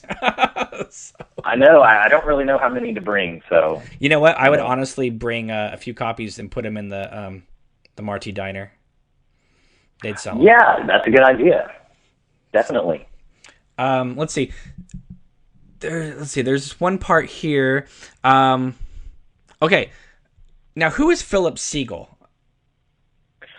Phillip Siegel was the programming director for ABC. Okay. Now, this is a quote he says about the finale, the series finale. It was supposed to be the season finale, became the series finale. Yes. He says, it made a mockery of us. It made a mockery of the television viewing audience. When you think about it, it was so ridiculous. There was a part of me that thought it was brilliant and refreshing because it broke the rules and was so avant-garde. But there's also a part of me and part of the network that felt betrayed and felt this wonderful opportunity to keep something brilliant alive had just been destroyed by its creators. Wow. What do you take away when you hear this? When I hear that, I try to be objective, and it was really tough to be objective doing this book, but talking to the ABC guys, I definitely have a softer view with them. You have to remember, it was their jobs and their careers, and they have families to feed while also trying to uphold artistic creativity and innovation. So I think the first time anybody sees the Twin Peaks finale, it's going to just blow your mind. I mean, the first time I saw it, I was really pretty frustrated. I was like, this is really cool and all this, but like, what the hell? Like, well, what did I just see? And it builds you up to a climax that doesn't necessarily happen, Yeah, I mean, it's a great finale. I mean, that final vision is burned into my mind forever. I mean, right. It's just so iconic and so crazy and wonderful, but that particular hour of television is likely to piss off someone looking for answers, So I look at it like that, but on the other side of the coin, it's great and awesome. So, there's many ways to look at it, and I respect both. Yeah. Again, I always think that's a great episode as well, but there is a part of me that sometimes, wonders, what if, what if that episode had been allowed to be a 2-hour episode? I think there's so much packed in there, it almost needed to be a 2-hour episode. Yeah, and, I know David Lynch basically rewrote most of that and filmed it on the spot from what the script was there, so I think the 3 guys that wrote it were probably like, whoa, what are we doing now? I mean, Mark Frost does say that, he told David Lynch to just use it as a map because he trusts his instincts. And, and that's all well and good. It was an incredible hour of television that ranks up with the very best, I think.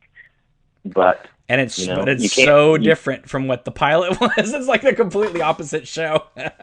Yeah, you can't break through a glass ceiling without getting bloodied up.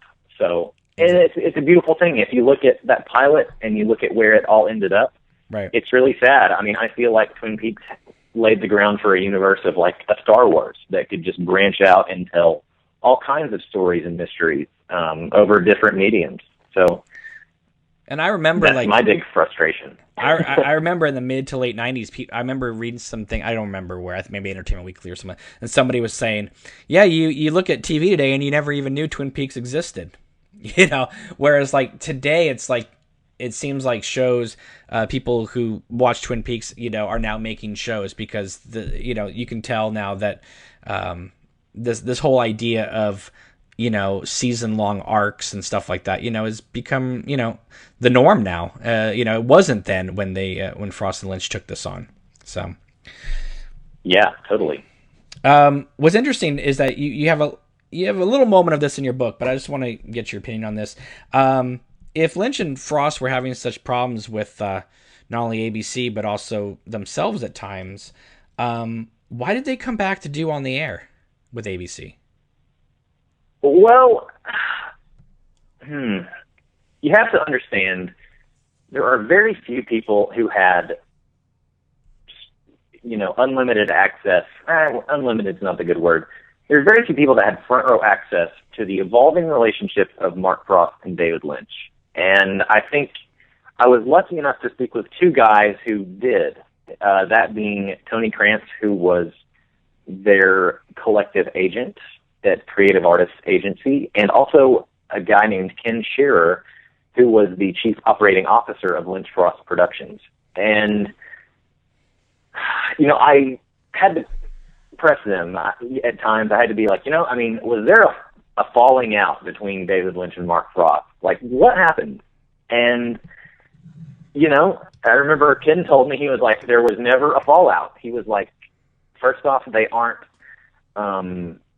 that's just not their style. They're not confrontational, and if there ever was a disagreement, it was done through people like me and Tony Krantz. So I don't think there was ever any quote-unquote bad blood. I think they kind of just drifted apart creatively because there was so much going on in their own creative lives. Right. So, and by the time Twin Peaks was really in trouble with the ratings, I do think there was a concerted effort between Mark and David to first off save the show and keep some projects going with Lynch Frost Productions, that being On the Air and Hotel Room, and I think there was one other thing. So that's what I gathered, at least talking from Tony and Ken. And to tell you the truth, I don't know who else's opinion would be more accurate than those guys. in Right. regards to that question. Yeah, I mean, it makes perfect sense. It's just I remember when Lynch was on. He did a few like Jay Leno spots in '92 to talk about Fire Walk with Me and On the Air, and Jay Leno said something, kind of a did a joke about ABC, and Lynch says, "I would agree with you there." and it seemed like Lynch was pissed off again that On the Air was going to be stuck to Saturday nights,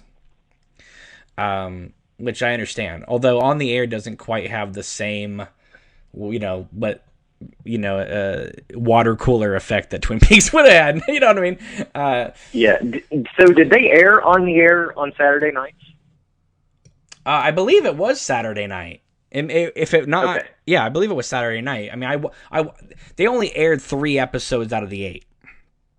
Right. Okay. So, and then, because I was taping them on my VHS, and then after the 3rd episode, it wasn't there anymore. And then, like, about, I don't know, 5 years later, I was in a Laserdisc store, and they had a Japanese Laserdisc of it, and I was like, okay, I guess I'll finish the show now. So. Yeah, I believe I have a bootleg copy of that somewhere. It's the best quality of On the Air that you're going to see. Probably. I don't think that's coming to Blu-ray anytime soon. So. Unfortunately not. I don't think so. Yeah, let's see. I was really interested to hear the extent too of the fake scripts that they were writing.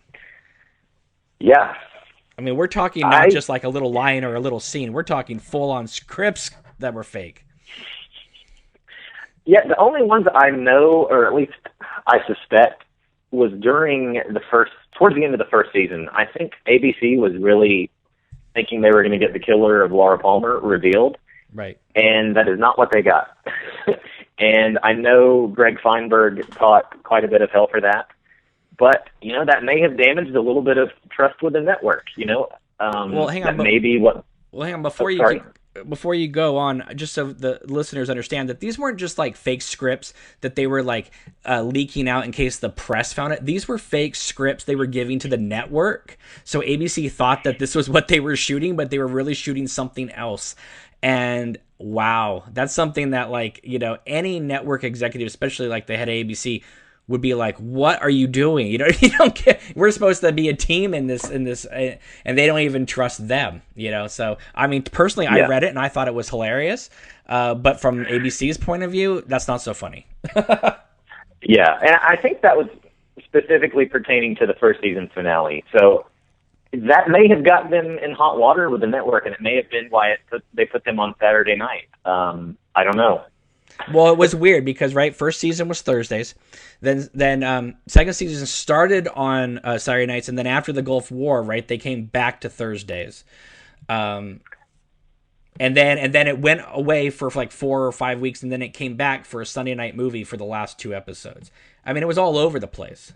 You couldn't even find it if you wanted to look for it, Yeah, I mean, think about the different experiences you would have watching that on television in 1990 and discovering the show now on Netflix. I mean, it's one thing to blow through the last third of Twin Peaks on a Saturday afternoon if you've ever seen it, and it is a whole other adventure to not have a DVR and watch that spread out over a span of January to June. So, yeah, the scheduling did Twin Peaks absolutely no favors.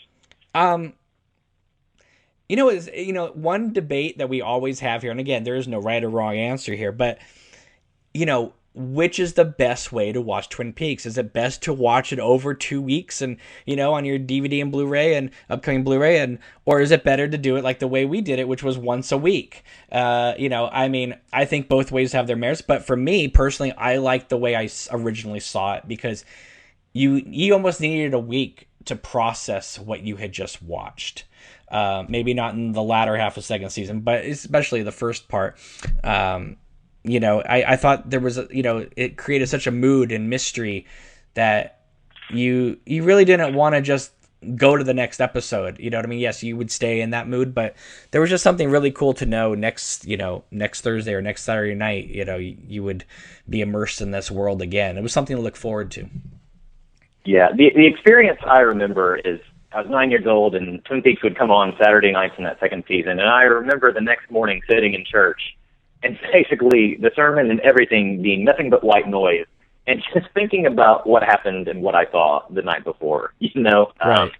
It poses so many interesting questions. I think it does. You do need it does work better if you have more time to let some of that stuff sink in. But sure. What did you with Netflix? You're more prone to just blow through a season on a weekend afternoon. So I understand. Yeah. And, certain things might stick out more or stick out less when you just, blow through it like that. But I remember as a kid when it ended with that cliffhanger of Andrew Packard coming out of the room. And I remember just going, this is a cliffhanger? No, come on. What are you guys doing? I mean, now I don't care. But like at the time, it was like, I'm going to wait a week. I don't care what Andrew Packard's been doing. Yeah, that's a pretty anticlimactic ending, at least in my opinion. It works if you're able to go right to the next episode, but when you had to wait, I think it was like 2 weeks too, because it was right around Thanksgiving. So it was like, come on, people. Yeah, let's get going. But yeah, I mean, I can't tell you how many people after Leland died, I went to school that Monday morning, and people came up to me going, who knew I watched the show, and they had caught some of it, I guess. And they said, wow, is the show over? And I was like, I guess it would seem like it's over, huh? But it's not. But I guess to a lot of people it was, Yeah, I mean, I really wish it would have been cool if they had been able to take a breather after that and really figure out what they were going to do and where they were going to go. I really think they got put on the hot seat once they lost that mystery. And, that was right around the time when Kyle MacLachlan axed the Cooper and Audrey storyline. So that put them in an even tighter position. So, and also having Cooper saying he's going to leave, and we get these this really nice goodbye, and then all of a sudden, boom, you've been suspended from the FBI, and it works and it's fine. But at the same time, though, it's kind of like, why is he still in this town? You know what I mean? Gordon Cole would have pulled him so fast. Yeah, exactly. There's like I said, I'm a Twin Peaks apologist. I know that the Nadine wrestling stuff and all the stuff with Mike is insanely stupid, but I find it funny, So. Yeah, I mean, it is something that would only happen in Twin Peaks is Nadine. Exactly. It's a wild character. And I also loved reading the book that David Lynch hated the T-shirt I own, the one with the Phys Ed, the Twin Peaks Phys Ed. Oh, yeah. He says, too commercial. I was like, really? Oh, I guess. But it's funny because that shirt ended up in the wrestling scene in the show. So. Oh, it's just funny. I think Ken Scherer told that story, and he was so interesting to talk to. I came across his name in an old newspaper article, and I was like, well, geez, I've got to talk to this guy. He was the head of Lynch Frost Productions. Right. And luckily he was game to talk, and he had so many good stories. Yeah, one thing that I liked hearing too was about the early casting and how Richard Beamer was considered to be Jacoby and Ray Wise was considered to be Truman. And I thought Ray Wise actually would have been a great Harry Truman. I mean, I like him better as Leland Palmer, but I can see him as Harry Truman as well, I guess I can see that. But, I've got to say, one of my absolute favorite things about the world of Twin Peaks is the dynamic between Cooper and Truman. Sure. I think Kyle MacLachlan and Michael Onkeen were just, it was like peanut butter and jelly, Right. Exactly. They played off each other so well. Yeah. And it's funny, too, because, Chris Mulkey and Kyle MacLachlan were also in The Hidden together. And it's funny to think of The Hidden as also a prequel like Twin Peaks of Kyle as an FBI agent, and that type of thing.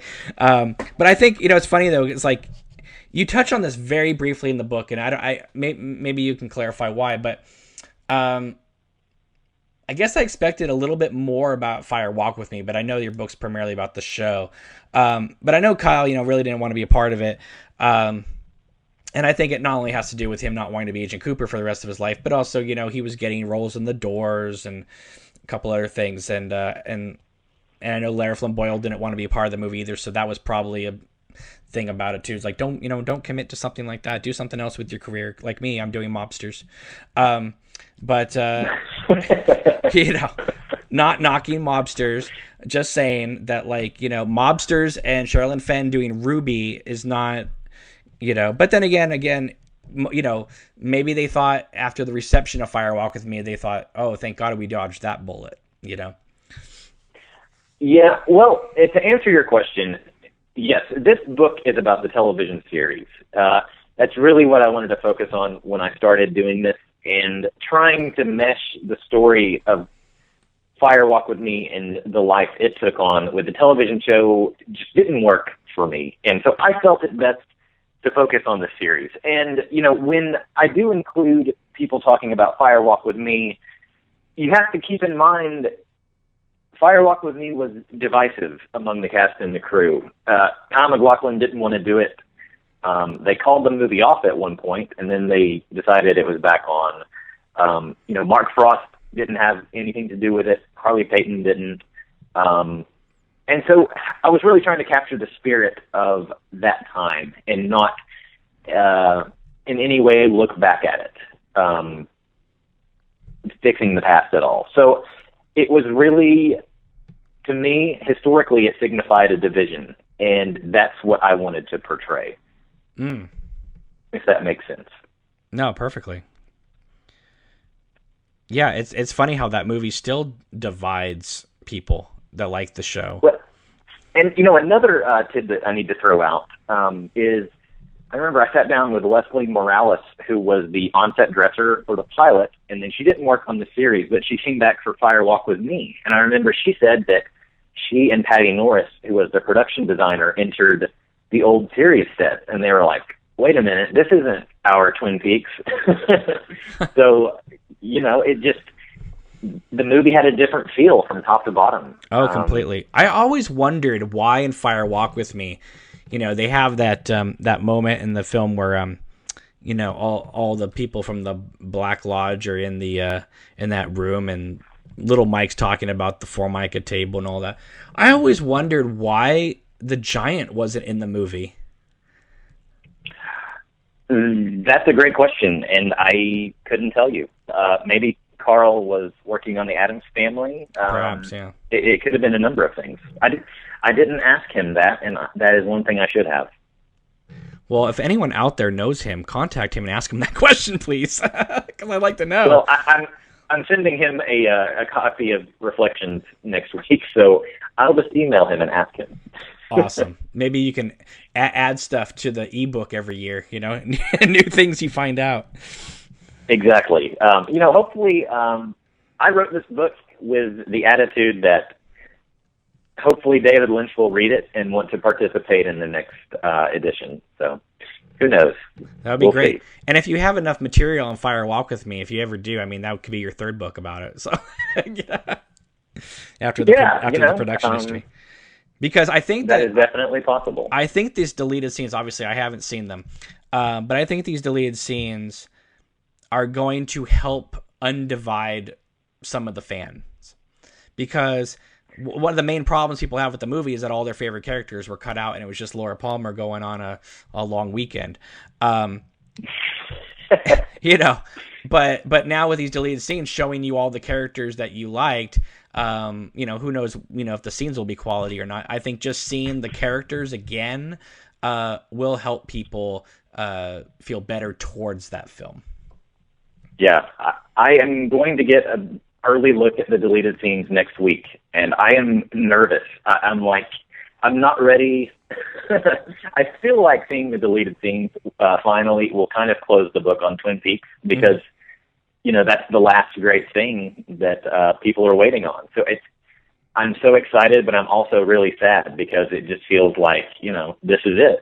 What else is there to look forward to in the world of Twin Peaks? I was shocked, though, to find out, and I know Lynch isn't, his versions are his versions, but I know for a fact that if he was given enough time, if New Line would said, hey, you can make Fire Walk with Me 3 hours, some of these deleted scenes probably would have made their way into the film. So I'm curious to know obviously, I wonder why Lynch doesn't have just 2 versions of the film on there, on the Blu-ray. I think that would have been awesome to just be able to watch the theatrical cut and then watch his preferred extended version that he would have made if there was no time problems. Yeah, he is historically funny about that. there is not any alternate cut of any film he's ever done. So, no, and I'm still shocked the unrated, even though it's 24 frames, that's 1 second. But I'm really surprised that the version of Wild at Heart that won the Palme d'Or has never been released in America on DVD or Blu-ray, with Willem Dafoe's head not being covered by the smoke when he gets shot off. Spoilers. Yeah, that would be fantastic to see. I know Dwayne Dunham spoke about that scene with Grace Zabriskie that he always wishes people could see. It was on YouTube for a while, and then it got yanked. So, because it was released for a while on DVD overseas, and I don't know if it was Region 2 or Region 3, but someone had it, and it probably was Region 4 though. And someone uploaded it, and it got taken down. Now you can only find the version that. Again, you know what happens when you see the movie. You see the head fly off. It's not a problem. But you just saw it with no smoke. You know what I mean? It was just like, oh, you cannot mistake that. Yeah. But one thing in Fire Walk With Me, and I'm glad it's going to be in the deleted scenes, is when reading the script, is I always was sad that it got cut out, that we found out that the cocaine that Bobby and her scored were actually baby laxatives, which obviously is going to be in the deleted scenes, because I thought that tied perfectly in with Dead Dog Farm, and it made it feel more connected to the world of Twin Peaks. Yeah, that's one thing that kind of drives me crazy. If Bobby and Laura killed a drug dealer in the woods with cocaine and brains flying everywhere, I'm pretty sure somebody in Twin Peaks would have found that in the investigation of Laura's murder. Well,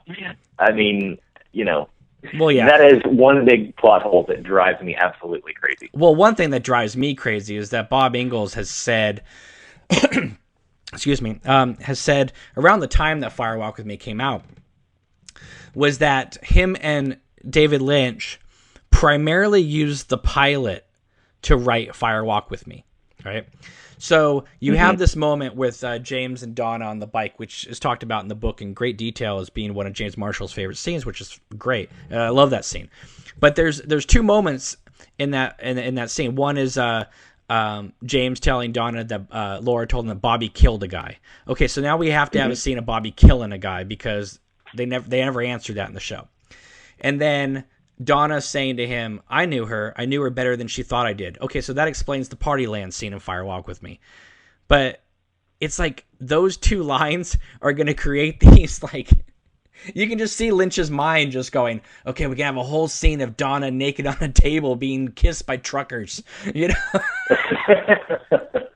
That always cracked me up. Also, it's like, Laura's in her bedroom and the phone rings once and it's James on the phone and she's like, James, and he's like, come see me. And, but then we find out in the show that Leland's the one that called her one time from Ben Horn's office.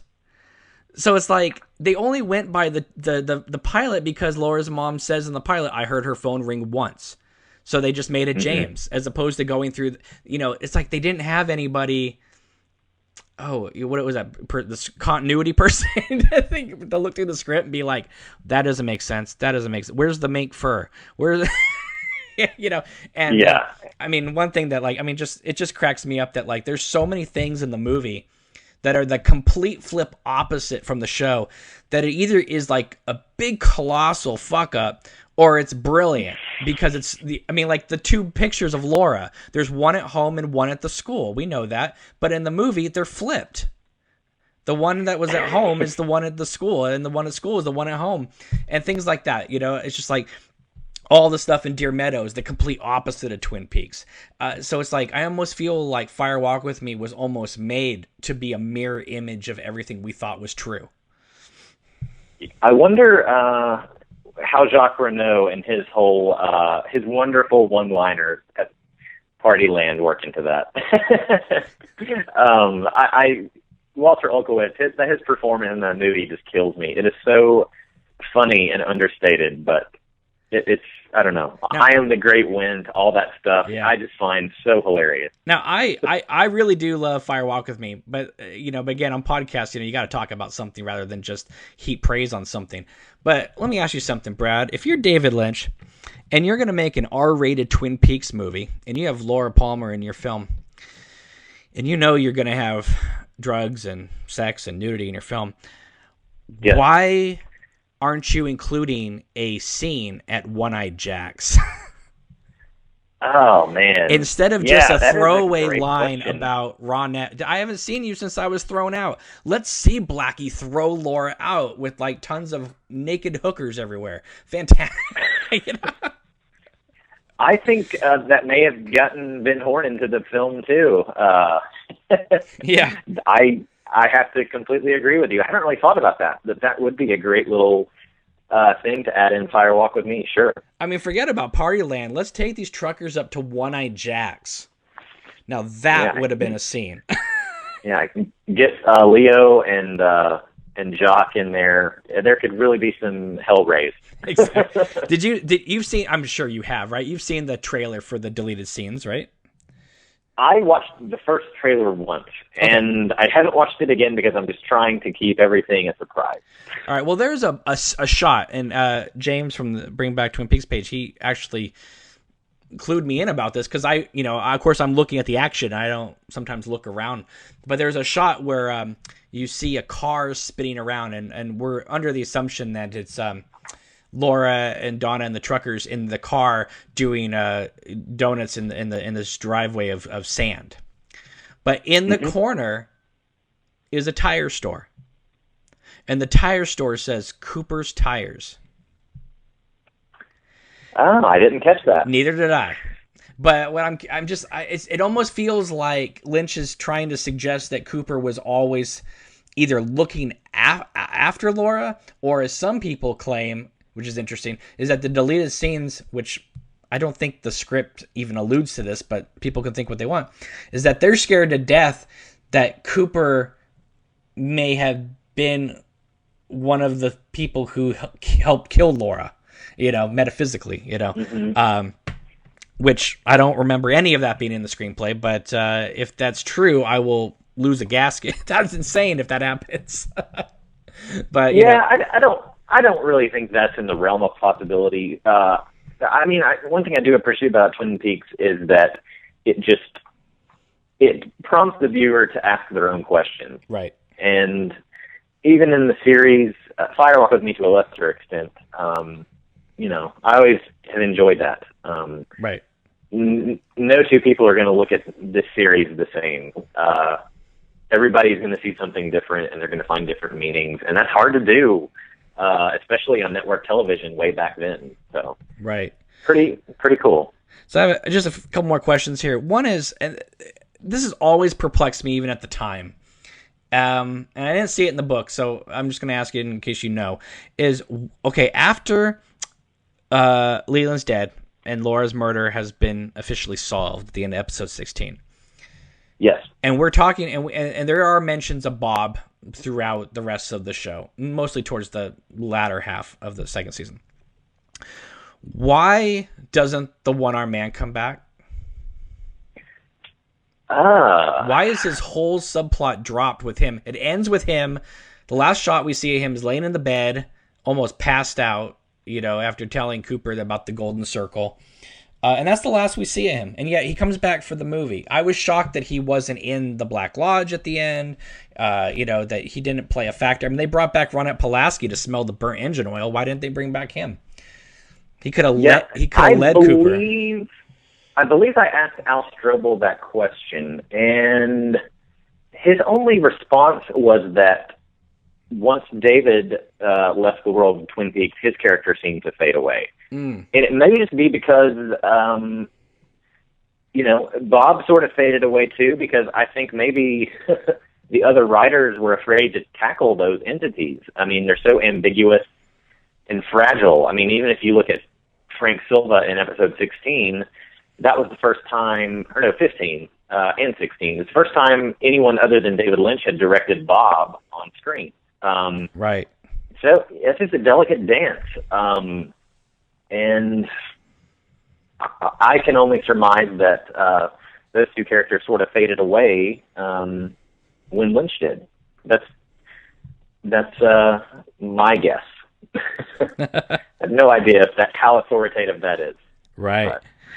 And since you've been to the Twin Peaks Festival, for those people who have not maybe been to the festival, but at least been to even Snoqualmie Falls or North Bend, Washington, why don't you tell the listeners a little bit about what it's like to personally be in the area where these locations are, and the kind of the spirituality you feel when you're overlooking the falls, especially at night, and you realize that where you're standing is exactly where they set up the tripod to film that shot of the Great Northern. Yeah, it's absolutely magical. I mean, if you love the television series of Twin Peaks and you can get to Seattle, you've got to do it, preferably in the winter months, because then it has kind of, the cloudy skies, and it's really got the peaksy feel. But anyway, the first time you go, it's really incredible. I remember the first time we drove up on the Double R Diner, I literally said out loud, like, "Oh my God, there it is!" Yeah. It's a very magical feeling, especially going to see the falls, and especially the islands where they filmed, where Laura's body was found. Mm-hmm. So it's absolutely a pilgrimage one must take if you love Twin Peaks. It can't be beat. It's just magic. And you can totally go with the Twin Peaks Festival, and that's great. If you want to go, alone or a few select people, that's wonderful too, because then you're not competing with a ton of people, getting photographs and stuff like that. For me, it was always just a very spiritual thing to go to, and I love seeing the falls during the day. It's beautiful, absolutely gorgeous. But for me, there was nothing better than at nighttime, because there was nobody there. You kind of could just sit there. They have the spotlight on the hotel. It looks exactly like the show.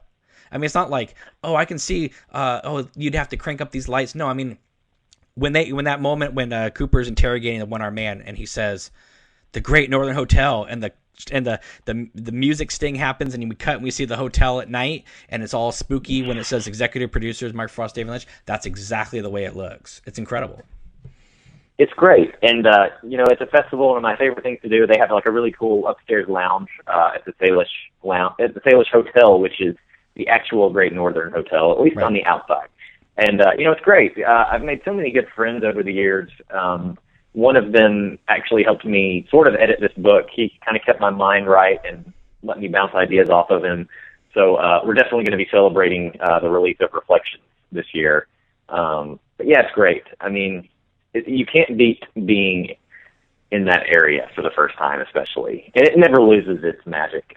Every time you see Snoqualmie Falls, it's just like, wow, that is incredible. What I find so interesting, too, is, I mean, now because of Twin Peaks and stuff, the festival and obviously the Gold Box and the Blu-ray set, they've been, especially like at the diner and stuff, I mean, you'll see like Twin Peaks displays of pictures and stuff. I mean, I have a video on this YouTube channel where you can see a lot of those displays up.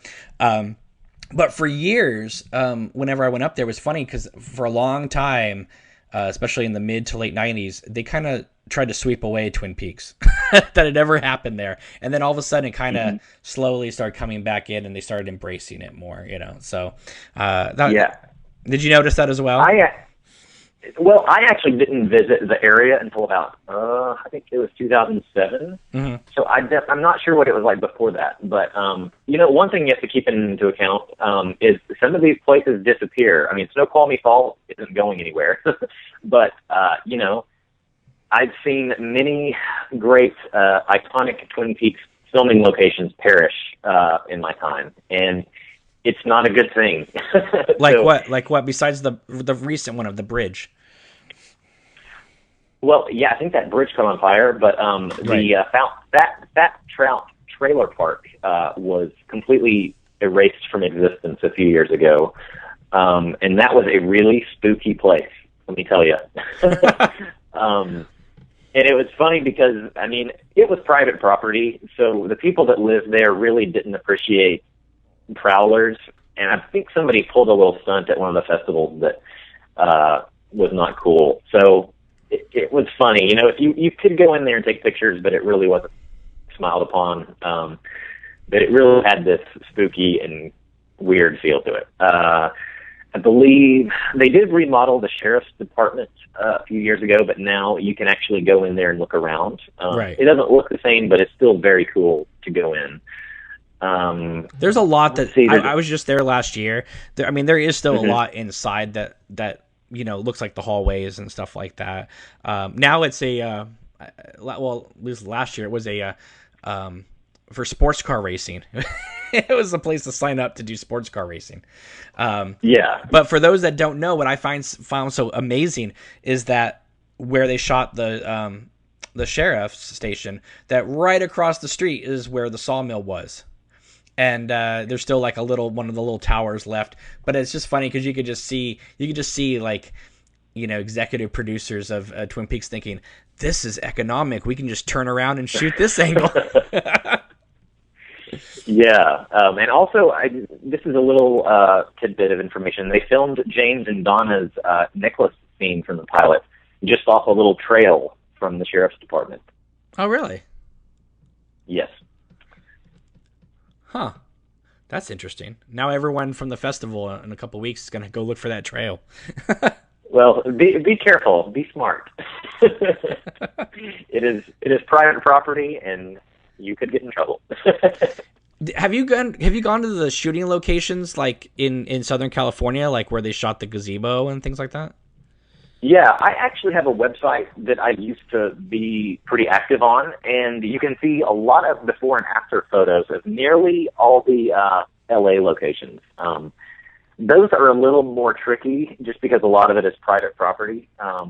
But Franklin Canyon is another one of those must-see destinations for Twin Peaks fans. It's in the middle of Beverly Hills, and you can literally walk from Glastonbury Grove to Cooper and Briggs's picnic site to James and Donna's picnic site in 2 minutes. I mean, it's crazy. Wow. And it's very beautiful. And there's a few other places in that park. I believe Audrey and John Justice Wheeler's little sing-along by the lake. And also when let's see, who is it? It's when Cooper, Truman, Rosenfeld, and Hawk are walking after Maddie is found. Okay. So it's a nice little treasure trove of locations if you're in the area. Yeah, you can just see them preparing the episode going, we'll just go up there and shoot this scene and this scene and this scene. Exactly. I'm still amazed. I'm still amazed that they were able to use warehouses and some locations in Southern California to, match the Northwest. I mean, very few people watching the show question that they filmed the rest in Southern California. They think that they shot the whole thing up there in Washington. Yeah, I mean, before I really got deep into researching the production of the show, I thought it was all filmed in that diner in Washington. It really didn't dawn on me that it was all filmed in Hollywood after the pilot until you kind of take a good hard look at it and it's like, oh yeah, of course, they couldn't have pulled that off, and everything looks different from the pilot. Yeah, even more so in Fire Walk With Me. I mean, you can tell they went back to the pilot location.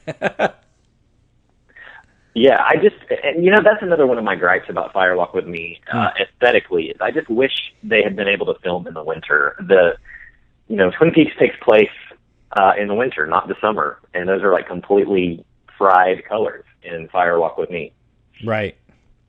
Well, it's funny because we've talked about on this podcast before a few times about how the show is the show ends in June of 91, but May of 92, Fire Walk With Me is premiering. I mean, that is incredibly fast. And so when they talk about Lynch had to cut this scene and cut this scene to make. I mean, you're talking about one of the fastest editorial experiences of Lynch's career, and he's trying to fashion something with so many layers as Fire Walk with Me. That's why I kind of question that there isn't an alternate, longer version on the Blu-ray, even as a seamless branching type of thing, because I think that if he had had another 6 to 8 months to edit that film, I think Fire Walk with Me would have been significantly different. Yeah, I mean, it's all guesswork now, but right. I mean, I know that they wrapped production, I believe, on Halloween of '91, and then they premiered it by May, so I'm sure that was a huge rush job. I guess they wanted to do it while Twin Peaks was still on the minds of everybody. But yeah, I don't know. That's a good question. And also, I mean, because Lynch started, working and dating Mary Sweeney, then that meant Dwayne Dunham was off the Fire Walk with Me project, and I think that he brought a lot. You talk about the importance in the book of Angela Badalamenti. Well, I think Dwayne Dunham, differently than Mary Sweeney, but I think Dwayne Dunham really knew how to whittle down Lynch's vision in Blue Velvet and Wild at Heart to be a very tight 2-hour experience. Yeah, Dwayne also did Return of the Jedi and Blue Velvet. I think he is just a master editor, and he did some great directorial work on his 3 episodes with Twin Peaks. So, I wish Dwayne had been able to edit Fire Walk with Me and to see what he would bring to it. Yeah, and he's also one of the nicest guys ever. So, yeah, Dwayne personally reviewed every one of his episodes over the course of our interview process, and he just couldn't have been a nicer guy. Well, in my opinion, I think that Twin Peaks is one of, if not the greatest TV show, since the medium got started. Laura's Murder, in my opinion, is still the best murder mystery ever committed to film and television. It's funny because you mentioned at the beginning of the book that, Cooper's line of, Twin Peaks being something that's both wonderful and strange. Even at the time when that episode aired, when they were in Owl Cave, and Cooper turned right towards the camera and said that line, I thought, they're going to use this line on commercials in the future to come. Because it just epitomizes everything people think about Twin Peaks, Yeah, I hope that wasn't too cheeky of a comment in my foreword, but no. Sometimes you got to embrace the cheese, and that's it. But it's, it's just something that, it's a line that, there's a few lines in Twin Peaks that you almost think the writers are writing that for the fans to hear, Oh, sure, yeah. All right, so your book, Reflections, An Oral History of Twin Peaks, and your name is Brad Dukes. Your book is coming out on July 13th, right? It comes out the 15th, and it is actually available via Amazon in the United Kingdom and most European countries right now. So if they get rush order, they can have it within a couple of days over there. If you are in the States, you can pre-order it. It's under $15. This is an amazing book. You're talking with Mark Frost, Kyle MacLachlan, Sherilyn Fenn, you name it. I mean, there's people on record in this book that you've never heard on record before, and incredibly in-depth detail of and every time I was thinking, they didn't comment about this. Oh, it's so sad. About 6 pages later, there was a whole chapter devoted to it. So it was, there was because you jump around a little bit where you split things up into different sections. It's not just like season 2, and then it's not, there's this aspect and this aspect. And, he goes into the music, he goes into, just how everybody was cast and, happy memories, sad memories, conflicting memories. It's, let me tell you something. For Twin Peaks fans out there, David Lynch fans, Mark Frost, who I don't think gets enough credit for this show, and I think that your book actually did him a great service by, showing how important he was to this show as well. Because a lot of people just like to credit David Lynch, and while he is an incredible important part of this show, he wasn't the only important part of this show. So, Yeah. So thank you for writing this book and taking the time to do it. You know, all us Twin Peaks fans are going to be much appreciated for your hard work and effort. Well, thank you. I hope everybody enjoys it, and they can follow all the fun at Twin Peaks Book on Twitter and on Facebook. It'll be under Reflections and Oral History of Twin Peaks, and I look forward to seeing what everybody thinks, and hopefully it poses even more questions that weren't thought of before. Well, all I can say is, Brad, is get ready for a bunch of 5-star reviews on Amazon pretty soon. So, well, thank you. I appreciate it. I hope so. And your friend has a Twin Peaks website. Why don't you give him a shout out with his website as well? Oh, yeah. You were asking about filming locations earlier, and it's in twinpeaks.com. My friend Charles hasn't updated it in a while. It's kind of like a relic of the internet. But it's so informative, and it's got so many cool anecdotes and stories about every filming location, nearly. And so if you haven't seen it before, absolutely check it out. And my website, braddstudios.com, goes into a little more detail with Southern California location, so that might be an interesting resource as well. And can people contact you via Twitter if they have a question about anything? Yeah, at Twin Peaks Book. I will answer any and all comers. Oh, you were setting yourself up for some really interesting questions now. Well, I'll just run with it. You're going to get a lot of pine weasel questions, I'm telling you. Well, we do talk about the pine weasel in the book, so all good with me. Well, thank you so much for joining me, Brad. I really appreciate it, and this was a wonderful discussion, and I'm sure a lot of people now are totally amped about this, and they can't wait to read this book, and what a perfect time to have this book come out right around the time that the deleted scenes and the Blu-ray set comes out. It's a great month for Twin Peaks fans, and even though it makes me sad that a certain chapter is closing in the Twin Peaks fandom community, I hope that people who are still, think of themselves as fans of this will continue to share the love and not just move on to the next thing after the chapter's closed.